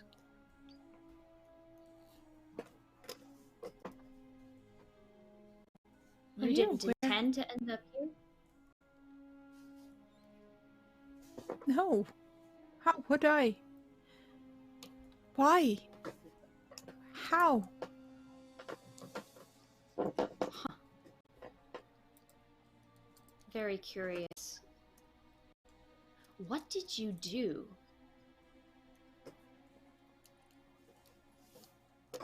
They were digging. Oh.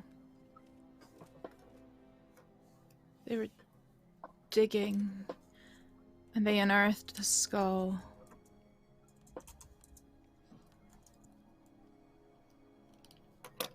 There were carvings on it.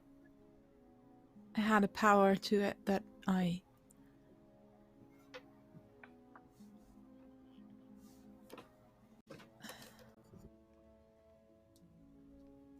felt it And she within my blood. I wasn't strong enough.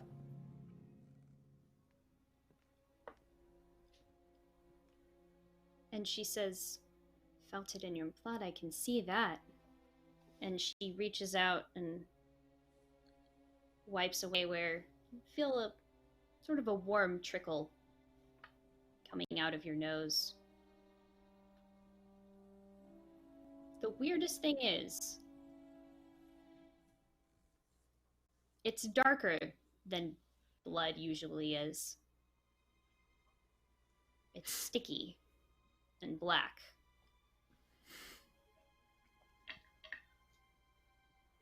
Isabel, you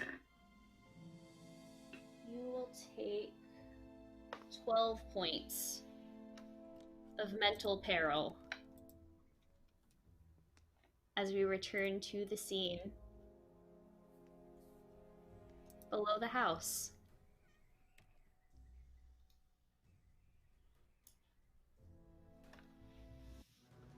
Jacob has reloaded his gun, taken a shot at one of these fearsome creatures. Wind feels the life, the consciousness of this last bastion of the Freemason Brotherhood below the common burial ground slip through her fingers, and Pharaoh, standing grounded as ever in the center of things, a commanding presence, now even more so. Pharaoh, what do you do? Oh, isn't that just a grand old question? I want to pick up a shovel. Mm-hmm. Because they said don't touch it with your hands. So I want to scoop the skull up with the shovel so that it is closer to the center of the room so that they do not have to go as far to touch it.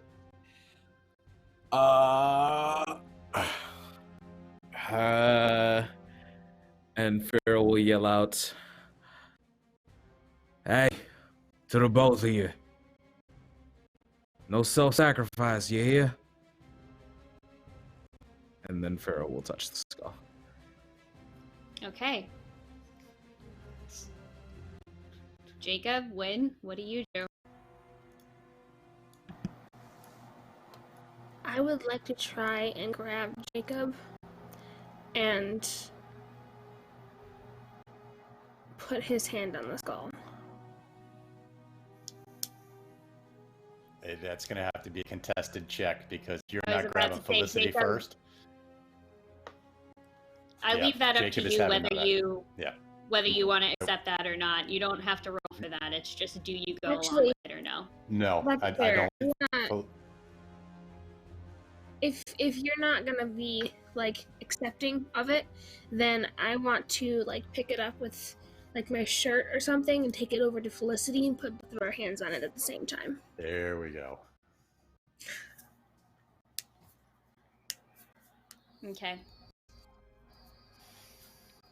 And Jacob, what do you do?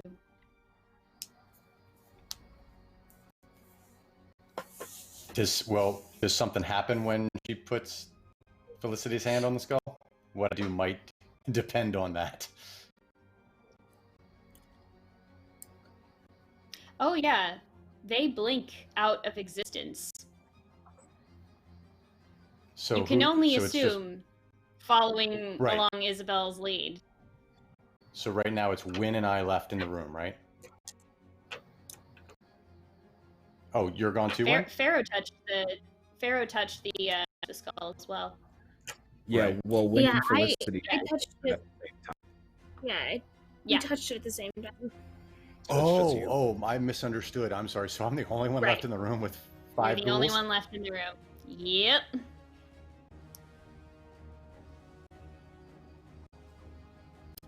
Touch it, Jacob. Do it. Yeah, Jacob touches something. All right, he pulls the cross up from his shirt. I am the instrument of God above, the bringer of light and the dispeller of shadows, and I will suffer your darkness no longer. And I slam the cross into the ground and cast Thunderclap. Okay. Yeah, and as I do that, I realize that it's the cross in my hand and not the amulet that I handed Isabel. And there's that moment of regret as the cross hits the ground, and the cross is also going to shatter as a bit of flavor. So, the incantation for this. Oh, yes. Yes. So that's a 17. I needed a 64. So after successfully casting this, everything around me is caught in a burst template and needs to resist using eavesdrop.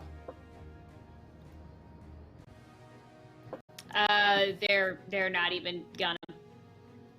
Okay. They can't. So they are they are not only crammed in a tunnel, and you are hitting them with magical thunder. There's no way. Okay. So they're deafened, but they also must spend a coin to take their next turn.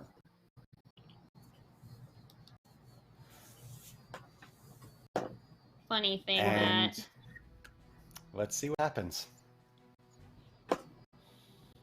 Because as you smash this cross into the ground, as it shatters, as this deafening crash of near divine thunder cascades across this bevy of ghouls coming after you. You hear the beams that were supporting the ceiling of this chamber begin to creak and snap. Rocks, earth, wood, all falling down as these tunnels begin to collapse and cave in. Jacob, what's on your mind in these final moments before cave in?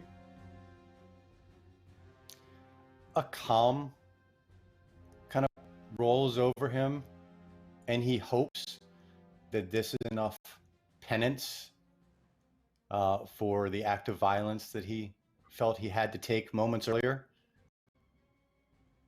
He looks back for a second at the skull, hoping that all his comrades are safe, because I don't know what happens when you touch that skull. So he's kind of looking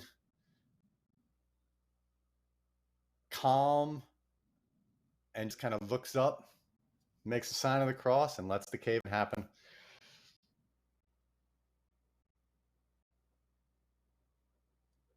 And the last thing you hear as the rocks, earth, all of it begins to fall, a familiar voice. Well done, faithful servant of the light.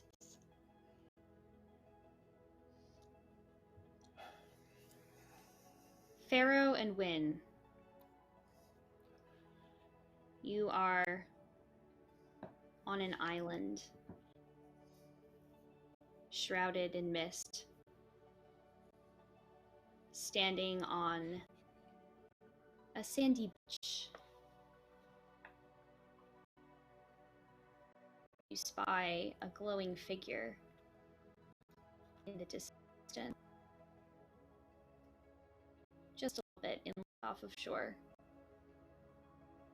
dressed all in white with flaming red hair. She appears to be preparing some sort of ritual or incantation, which you are able to put together based off of what you, Pharaoh, know of magic and what the two of you remember of your conversation with Grace de Beers. Must be none other than Elizabeth Gould.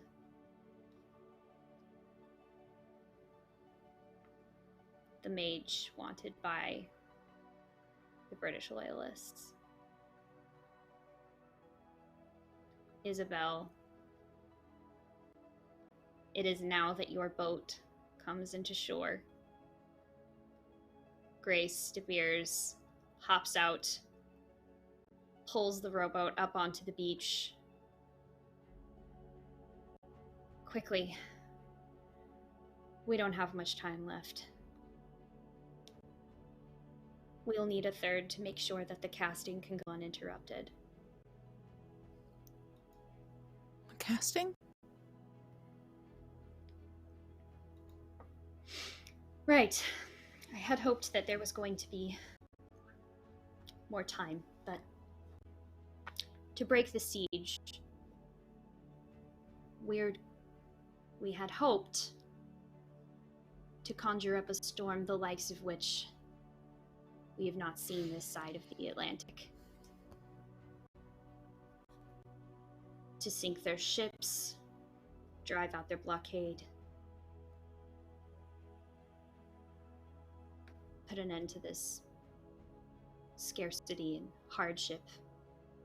Well, for now, for as long as we can. Elizabeth and I can do it alone, but we were hoping between the two of us, you might help us.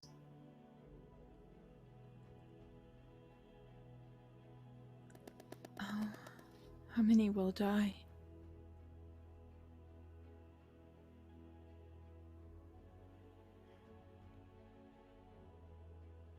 In the war? And the storm.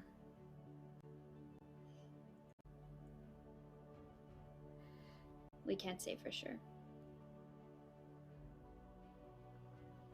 But how many more can we save?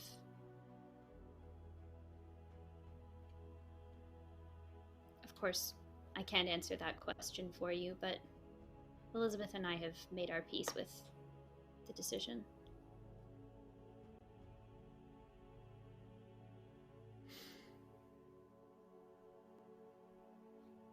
And she looks around, almost hoping for Wynn and Pharaoh to be somewhere. Mm-hmm.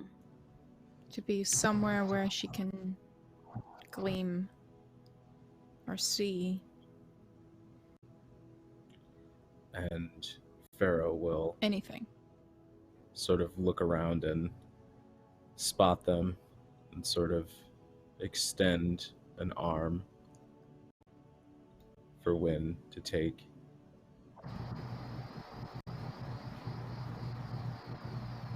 She'll take Yes, it, but she kind of motions at Felicity too.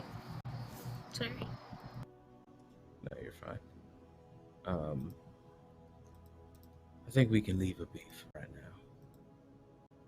Something tells me we won't be leaving in too much of a hurry.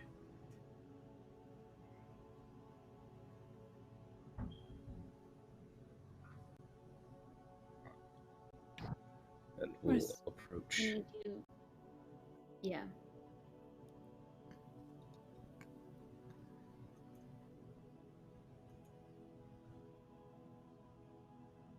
Well, hi there. Did you know of this? She asks Pharaoh in particular. A storm that will sink their ships and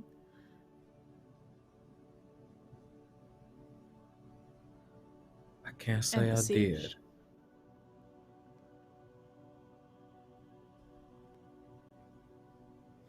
I can't say I did.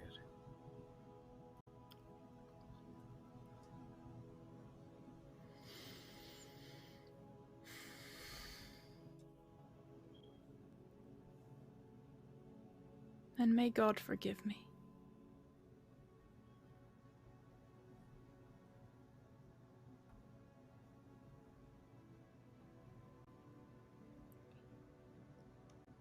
Grace de Beers nods.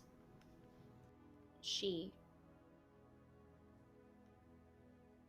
gestures towards where Elizabeth Gould is busy setting up sensors to burn candles and fragrant herbs. She's drawing strange symbols and sigils into the sand at her feet. Things that Isabel would, and Pharaoh probably as well, recognize as runes to do with weather magic. For water, tempests, rain, fog. And there are other symbols too. War, blood, sundering, wreckage. Elizabeth's continuing to set this up. And Grace de Beers steps over to Pharaoh and Wynne. Miss Hamilton.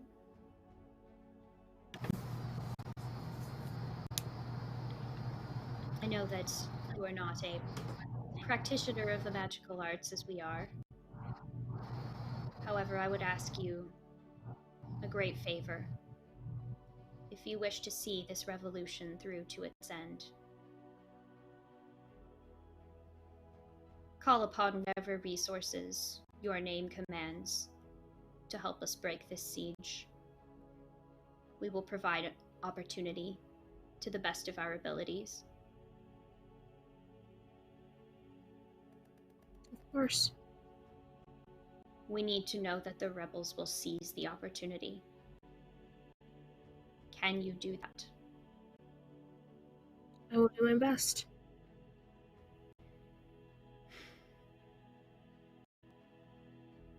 Thank you. And dear Pharaoh, Wide smile.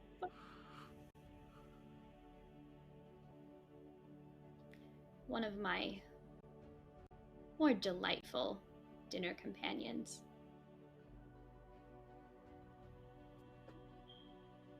What will the diplomat choose?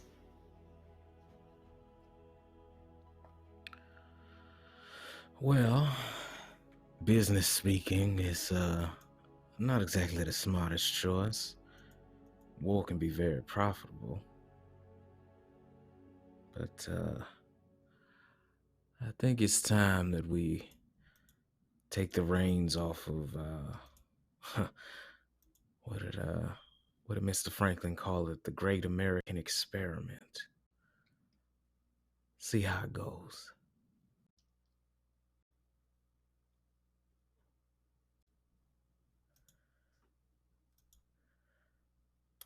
Then I look forward to sharing a meal with you again someday, under a different flag. If I could have just a little pinch of a moment of Isabel's time before y'all get underway. Of course.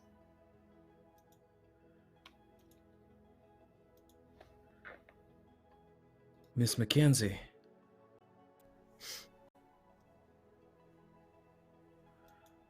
Yes. My friend,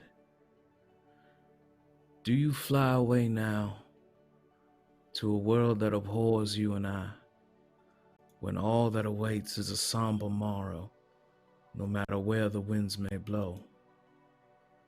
But trust, there is no hate, only joy, when you are beloved by yourself. You'll find yourself the hero of dawn and the healer of worlds.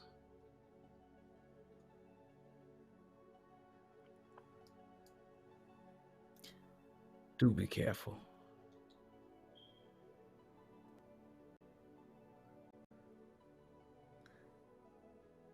I appreciate your faith, Pharaoh. And I hope for all of us that it's not misplaced.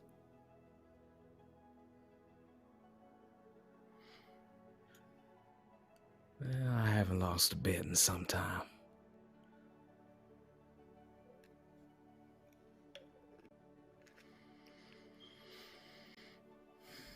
Don't go betting with powers you do not understand. Now, where's the fun in that?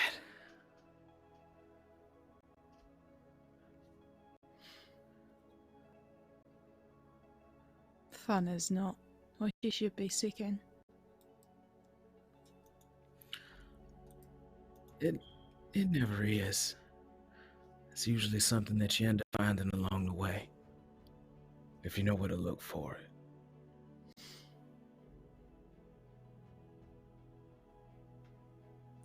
There's nothing on this earth that would dampen your spirits.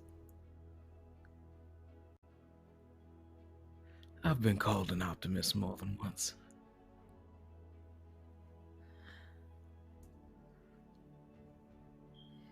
Well, if that is the worst of curses that was flung at you, you shall be a happy person indeed. I should be so lucky.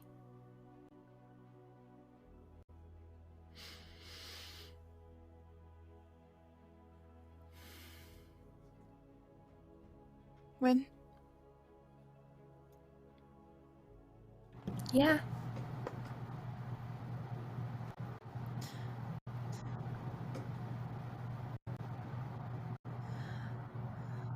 Let's talk about business once this is over, shall we?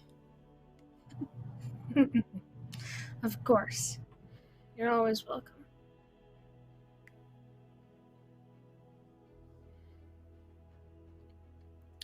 And as Isabel walks over to Elizabeth and Grace, what none of you see is that she has a hand in her pocket. And with sweaty, frantic fingers, she is palming the medallion, the amulet.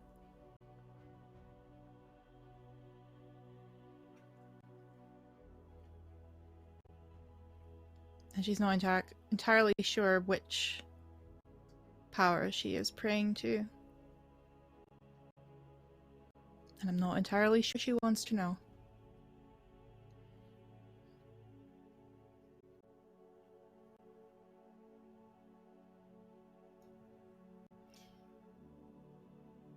And grasping onto that, with conviction, the three women stand in the middle of this circle.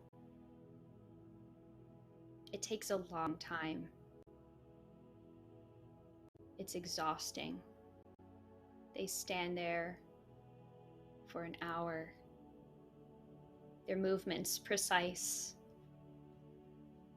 Their words never quavering in their intent even after their voices grow hoarse.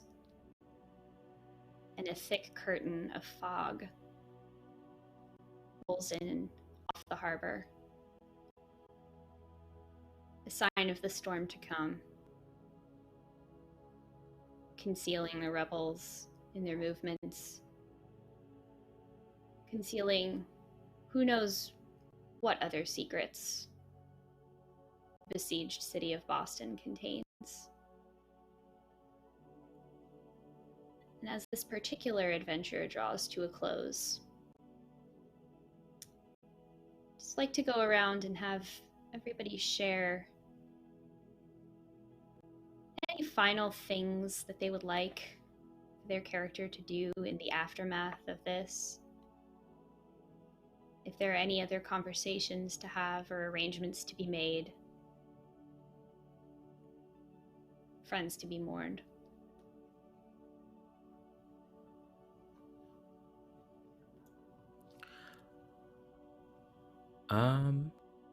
I think Pharaoh probably walks with a cane now.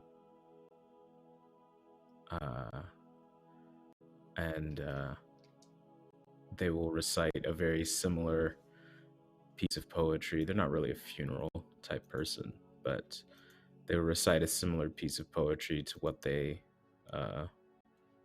recited to Isabel for Brother Alan, and probably start officially working with Win to con some people into buying more things from their stores. And probably very nervously, which is not a thing that happens a lot with Pharaoh, and very like hardly any confidence behind it at all, try and ask Isabel to go on a proper date with him.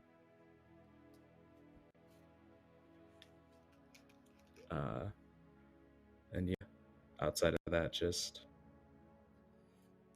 smile a lot. And Isabel's never been a happy-go-lucky person. And after the ritual, she's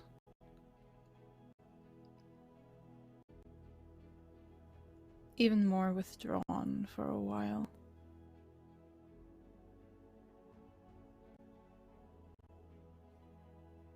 She's felt every life that was taken by the storm. Every pain inflicted by her own powers, and that of Grace and Elizabeth, comes with the territory.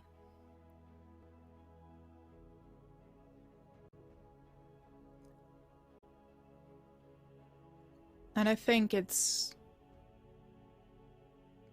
not just taking one question, one suggestion of Pharaoh. It's a process. But eventually she allows herself to leave that circle of redemption.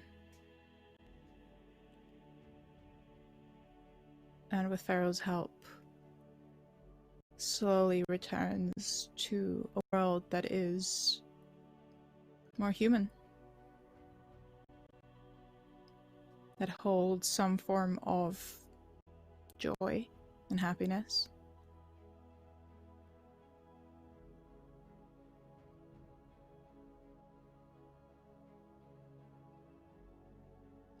But there's always a little bit of an otherworldly stare, of a glance beyond in her eyes. She never talks of Jacob. And when someone else does, she leaves the room. And no one has ever quite been able to ascertain what that means.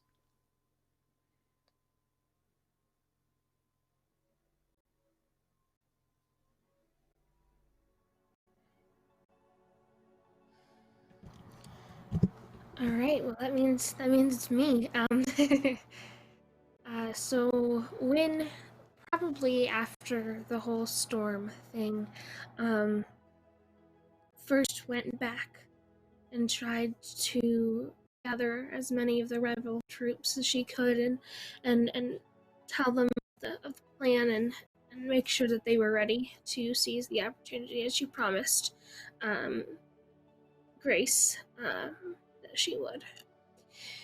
But afterwards, obviously she starts officially working with Pharaoh and Isabel as well, as soon as Isabel is ready. Probably anyone that reminds her of Jacob, she won't willingly con out of things or into things. Just kind of her way of of remembering him and honoring him.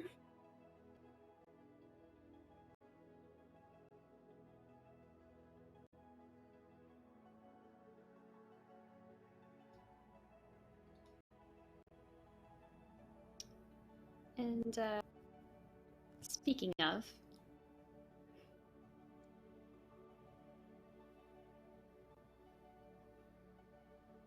Jacob, who may be gone, but whose story is far from over.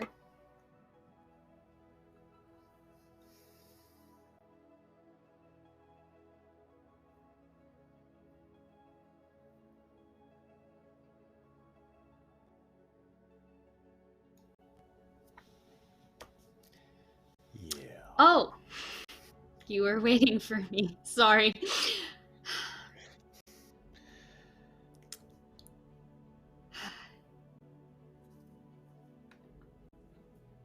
What does Isabel find when she returns to your apartments near the university? So, Isabel finds a very sparse, Spartan existence. A very uncomfortable looking cot, a small mirror, a shaving kit, everything placed out, perfect right angles. But I would say that I'm going to assume that, Isabel being in tune and in touch with things would probably sense something slightly off under the floorboards. And if she looks closely enough, she'll see that one is kind of sticking up just a little bit. And if she lifts it up enough, she'll find wrapped in kind of a piece of cloth, cheesecloth, a very large book. A book that the cover is made of kind of carved bark that looks very much like that same, the same design that was on the amulet he gave her. When she, starts thumbing through it, it's in a language I don't believe she understands. Isabel, I'm sorry, does Isabel speak Russian? So it's She in does this, not. kind of odd alphabet. But through it, are a lot of illustrations, some of which look oddly familiar. Bits of ritual rites, probably some runes that look familiar. But what strikes you is bits of paper, kind of just all throughout it, where you see in someone's handwriting phrases that you don't understand, from the book written out in the Cyrillic, but also phrases from the Bible. Kind of, you can almost see that he was making comparisons to certain bits and passages here and there and kind of working things out all throughout the book. Yeah. And it's there as yours for the taking if you wish it, because no one's coming to gather his things.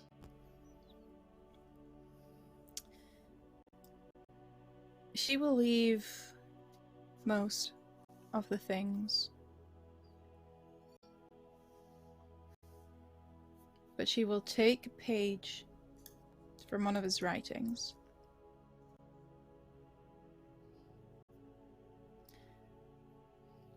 A page that says, "I desire mercy and not sacrifice.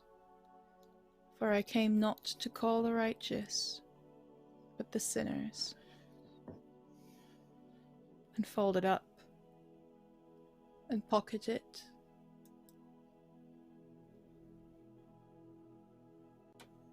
And leave his room and never return.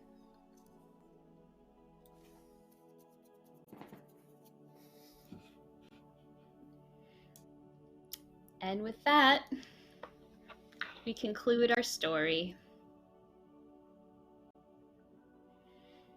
Oh. Yay! How's Flames of everybody freedom. doing? All Sweaty those and good tense. Bible quotes. I got them Bible quotes since I was in high school. Things happened. Man, Lots of things occurred. such literary players I have. Well done, everyone. That was Look, 4 that years was of Catholic incredible. private school should not go wasted on you, right? Hey, Never. same. Oh, fantastic. Well, Wow. that was was a ride, Anna. That was a Yeah. wild ride. Let's get an applause That- for Anna. that Get some really hearts was. in Yeah. Oh man. This is plus. no, seriously, like y'all were amazing to historian GM run this story for. This is a lot of firsts for me. I think we'll go around and share some final thoughts and stuff before we tell people where we can be found once we're done recovering from the emotional turmoil, which I did not expect. I feel like this is probably one of the more tumultuous stories that I have GM'd. Certainly the longest. This is the longest I've ever had a campaign run for, on or off stream, that I was, the GM for. It's also the first time I have ever had a player character die while I was the GM. So, like, super hats off to you, Jeff, because you gave Jacob a phenomenal ending there, and I hope that his little epilogue was able to, do his story justice. So thank you all for just bringing it to this game. I had a lot of fun making this and then running it, and just thanks. This was great. Lydia, how are you doing? What are your final thoughts for now about this I rigmarole?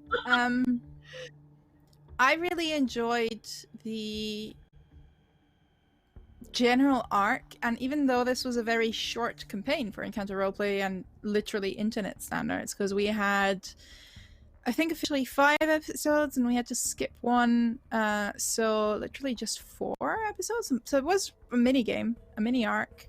I don't know, I can't count. Yeah. Was it 5, 4? How many did we have? Down to Yeah, it was 5. 6 down to 5. We had 6 down to blocked 5. off That and was then- it. Sorry, not 5 down to Mhm. 4, 6 down to 5. That was it. I can't count. I wasn't employed to count. okay. But 6 down to 5, which is still in the mini campaign region, and that's always tricky to pull off when you have a group that just met each other. I think that what we did with that, and how we had the various characters interact, was a really impressive balance of conflict and connection, conflict and cooperation. And I'm always a little bit weary of slightly antagonistic dynamics, because I've seen it done, let's be honest, badly so many times. I've seen it go edgelordy so many times, and I'm calling myself out here because I'm a fucking edgelord if I know one. But the way it was done here provided narrative and roleplay opportunities that were valuable, incredibly valuable, when it comes to the Jacob versus the witches and counting Nikki in that one, and Pharaoh. The way that Wynn and Pharaoh knew each other, the way that Wynn and Jacob connected, it was fairly deep and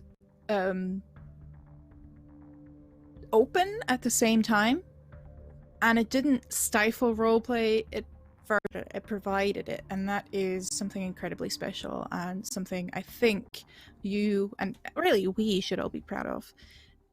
I've been with the Zweihander games for a little while now. We've started ages ago.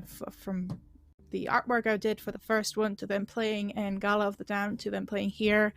I've seen Zweihander come along as well as a system turning into Flames of Freedom, and I'm so stoked and so proud and so happy, really, to be granted a spot in that evolution, that I am really, really, really, really personally happy, on a very just selfish, honestly, selfish basis, to have seen that, and have seen that change over the times, and have been a part of it as well. So this is definitely a special spot in my heart and a special spot in my RPG sort of evolution, if you can call it that, or evolution career. I don't know how to call it, but yeah, I'm going to ramble now. I'm starting to ramble now. Someone take this away from me. I'm just very, very happy to be included. That's really it. I'm a fucking golden retriever when it comes to that. So thank you very much, not just to Dan and to the Zweihander crew and Anne, of course, for GMing this beautiful, beautiful campaign, but also to everyone bringing such a unique approach to characters to the table that somehow was contrastive, yes, but still supportive of those different and contrasting characters, because that's a really interesting dynamic that I don't think I've really had in any campaign in this to this level, and I'm genuinely a little bit surprised that it worked, but it did. And that, I think, goes out to the players and goes out to the various personalities here, that everyone is pulling on the same rope, even though we are so very different, and even though we are so very individualistic in our approach to RPGs. So I wouldn't have missed it for the world. Speaking of pulling the rope, even when that does lead you down to the mine shaft filled with flesh-eating ghouls. Hey, Jeff, how are you doing? Got any final thoughts about the campaign? Well, I know how Jacob is doing. It seems rude to ask. Jeff is good. Jacob is dead. So, all right. Now that that's No, this was a fantastic experience. I want to echo, what was just said. The dynamic, it's a tightrope. I think when you have a group that isn't all in, especially when you are meeting each other, you're having the characters meet each other for the first time. We only had 5 episodes. I can't believe the arc that we took in such a short period of time. I think it's a testament to not only the players, but also how you ran the game. So thank you for that. It was my first time playing this system. I'd heard about it for years, and just time. You only have so much time to play so many games.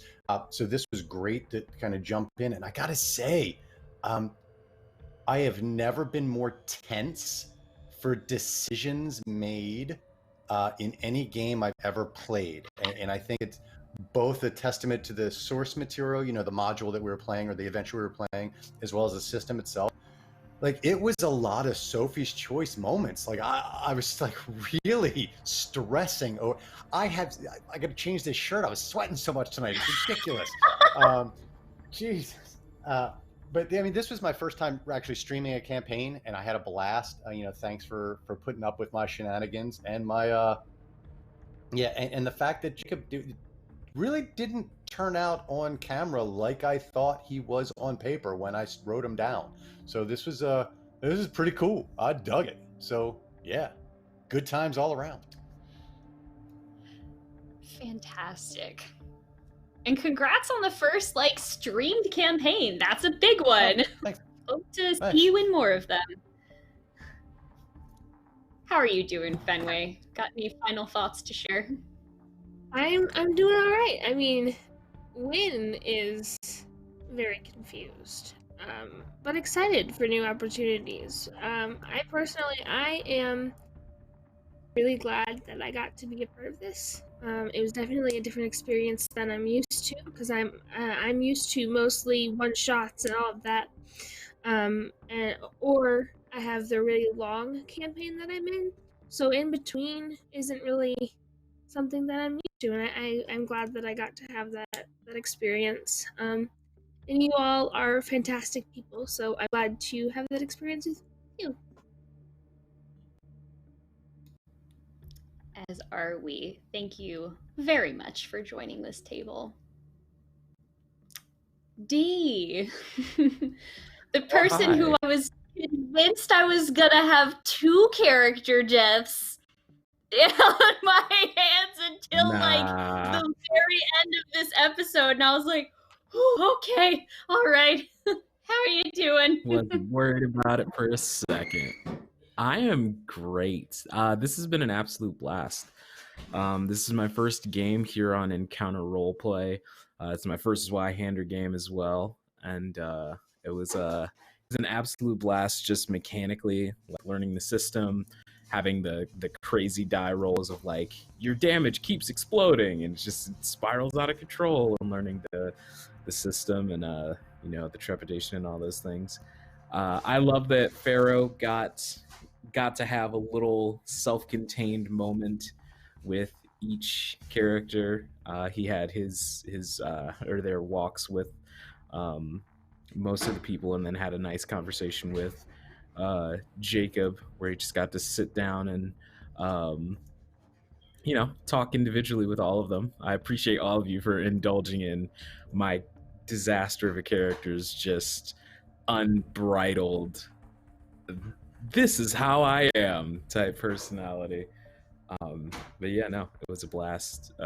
Anna, you did a fantastic job at helping weave this story in the way it was going to go, and yeah, I thought it was pretty damn great. Well, thanks. Yeah, once again, thanks to all of you for playing this, and to everybody in the chat and on YouTube who's been watching and donating and sharing. I know that I've talked with some of you about this campaign, both on the Encounter Roleplay Discord, which I'll leave a link to here if you want to join in the conversation as well. But I've also been talking to people in other Discords about Zweihander and about this campaign in particular, and they have glowing things to say about all of you. So congratulations again. This is something to be super proud of. Very happy that this was just an excellent campaign of firsts for so many of us. We are going to do some little outros, have people tell us where they can find, or where we can find them, and if they have any upcoming projects. But before we do that, just one more shout out for all of our sponsors, including Andrews McNeil, who publishes these ZweihanderRPG games. Flames of Freedom, which is the system that's powered by Zweihander we used for this game, has been kind of like, I'm going to do my emotional speech now, my baby project this year, because I got hired on after joining it as a playtester, because I joined working this as a fan of the game that, loves history and did work in history and gender and sexuality and just really wanted to be involved. So going from being a playtester, figuring out all of the ways to break gun combat in this game, to being an editor, having my name in the book as a developer was just great. And then being asked to GM this, it's got me feeling some kind of way. So thank you all for making this happen. And if you want to check out the backer kit for the Kickstarter has ended, but the backer kit is going to be open through the holiday season if you would like to check it out. There's also a free quick start adventure that is available. It's going to probably be in my pinned tweets pretty soon, so keep an eye out for that. We'll go ahead and do some outros. We'll go in the opposite direction this time, and I'll start. For the last time, my name's Anna. You can find me most places on the internet at Nymeria941, and I've been your historian today. What do I have going on coming up? Oh yeah, more Zweihander. On Friday, we have our penultimate episode of Bloody Portrait over on Chromatic Chimera. That is another Zweihander game that takes place in Renaissance Florence, but there are vampires, and my character is now one of them, and she's probably going to die soon. Other than that, just keep an eye out on my Twitter or in Discord for other projects that I'm going to be involved in, because schedules are beginning to align for 20. I think actually after this is over, it's going to be time for me to take a wee little bit of a vacation, and that's going to be fun. So let's go the opposite direction. And Dee, tell us who you are, who you are, and where can people find you on the internet? I'm Dee, or at It's the Riddler on Twitter, and It's the Riddler. I've been in chat a couple of different times. I am a streamer musician. I play Julian in Woodsy Studios' Crimson Spire is available on Steam. I play Ade Zuko in Lonely Throne, which is a pre-recorded TTRPG show that premieres on the Noir Enigmas channel. I am the DM for Under the Pale Cold Sun, a Vampire the Masquerade 5th edition chronicle that takes place over on Critical Misses. I also play Tucker Green in Second City Saviors, Masks superhero game that also takes place over on Critical Misses. I'm the creative lead over at Critical Misses. I am just a whole bunch of stuff, and I have been playing Pharaoh Mason, and it's been such a joy to do so over the past couple of weeks. And yeah, this is a great time.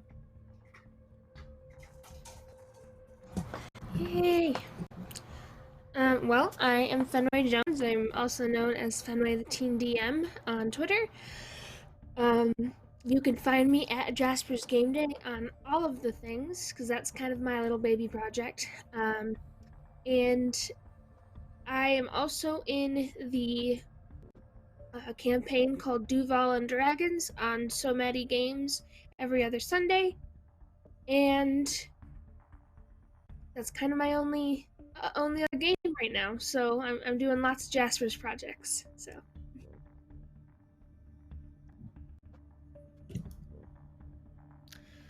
All right, I guess that means my turn, huh? So I once again, I'm Jeff Muller.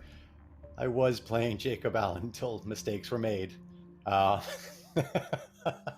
You can find me on Twitter. To make them. I did a little bit on Twitter, Instagram, all the places at the Mighty Jerd.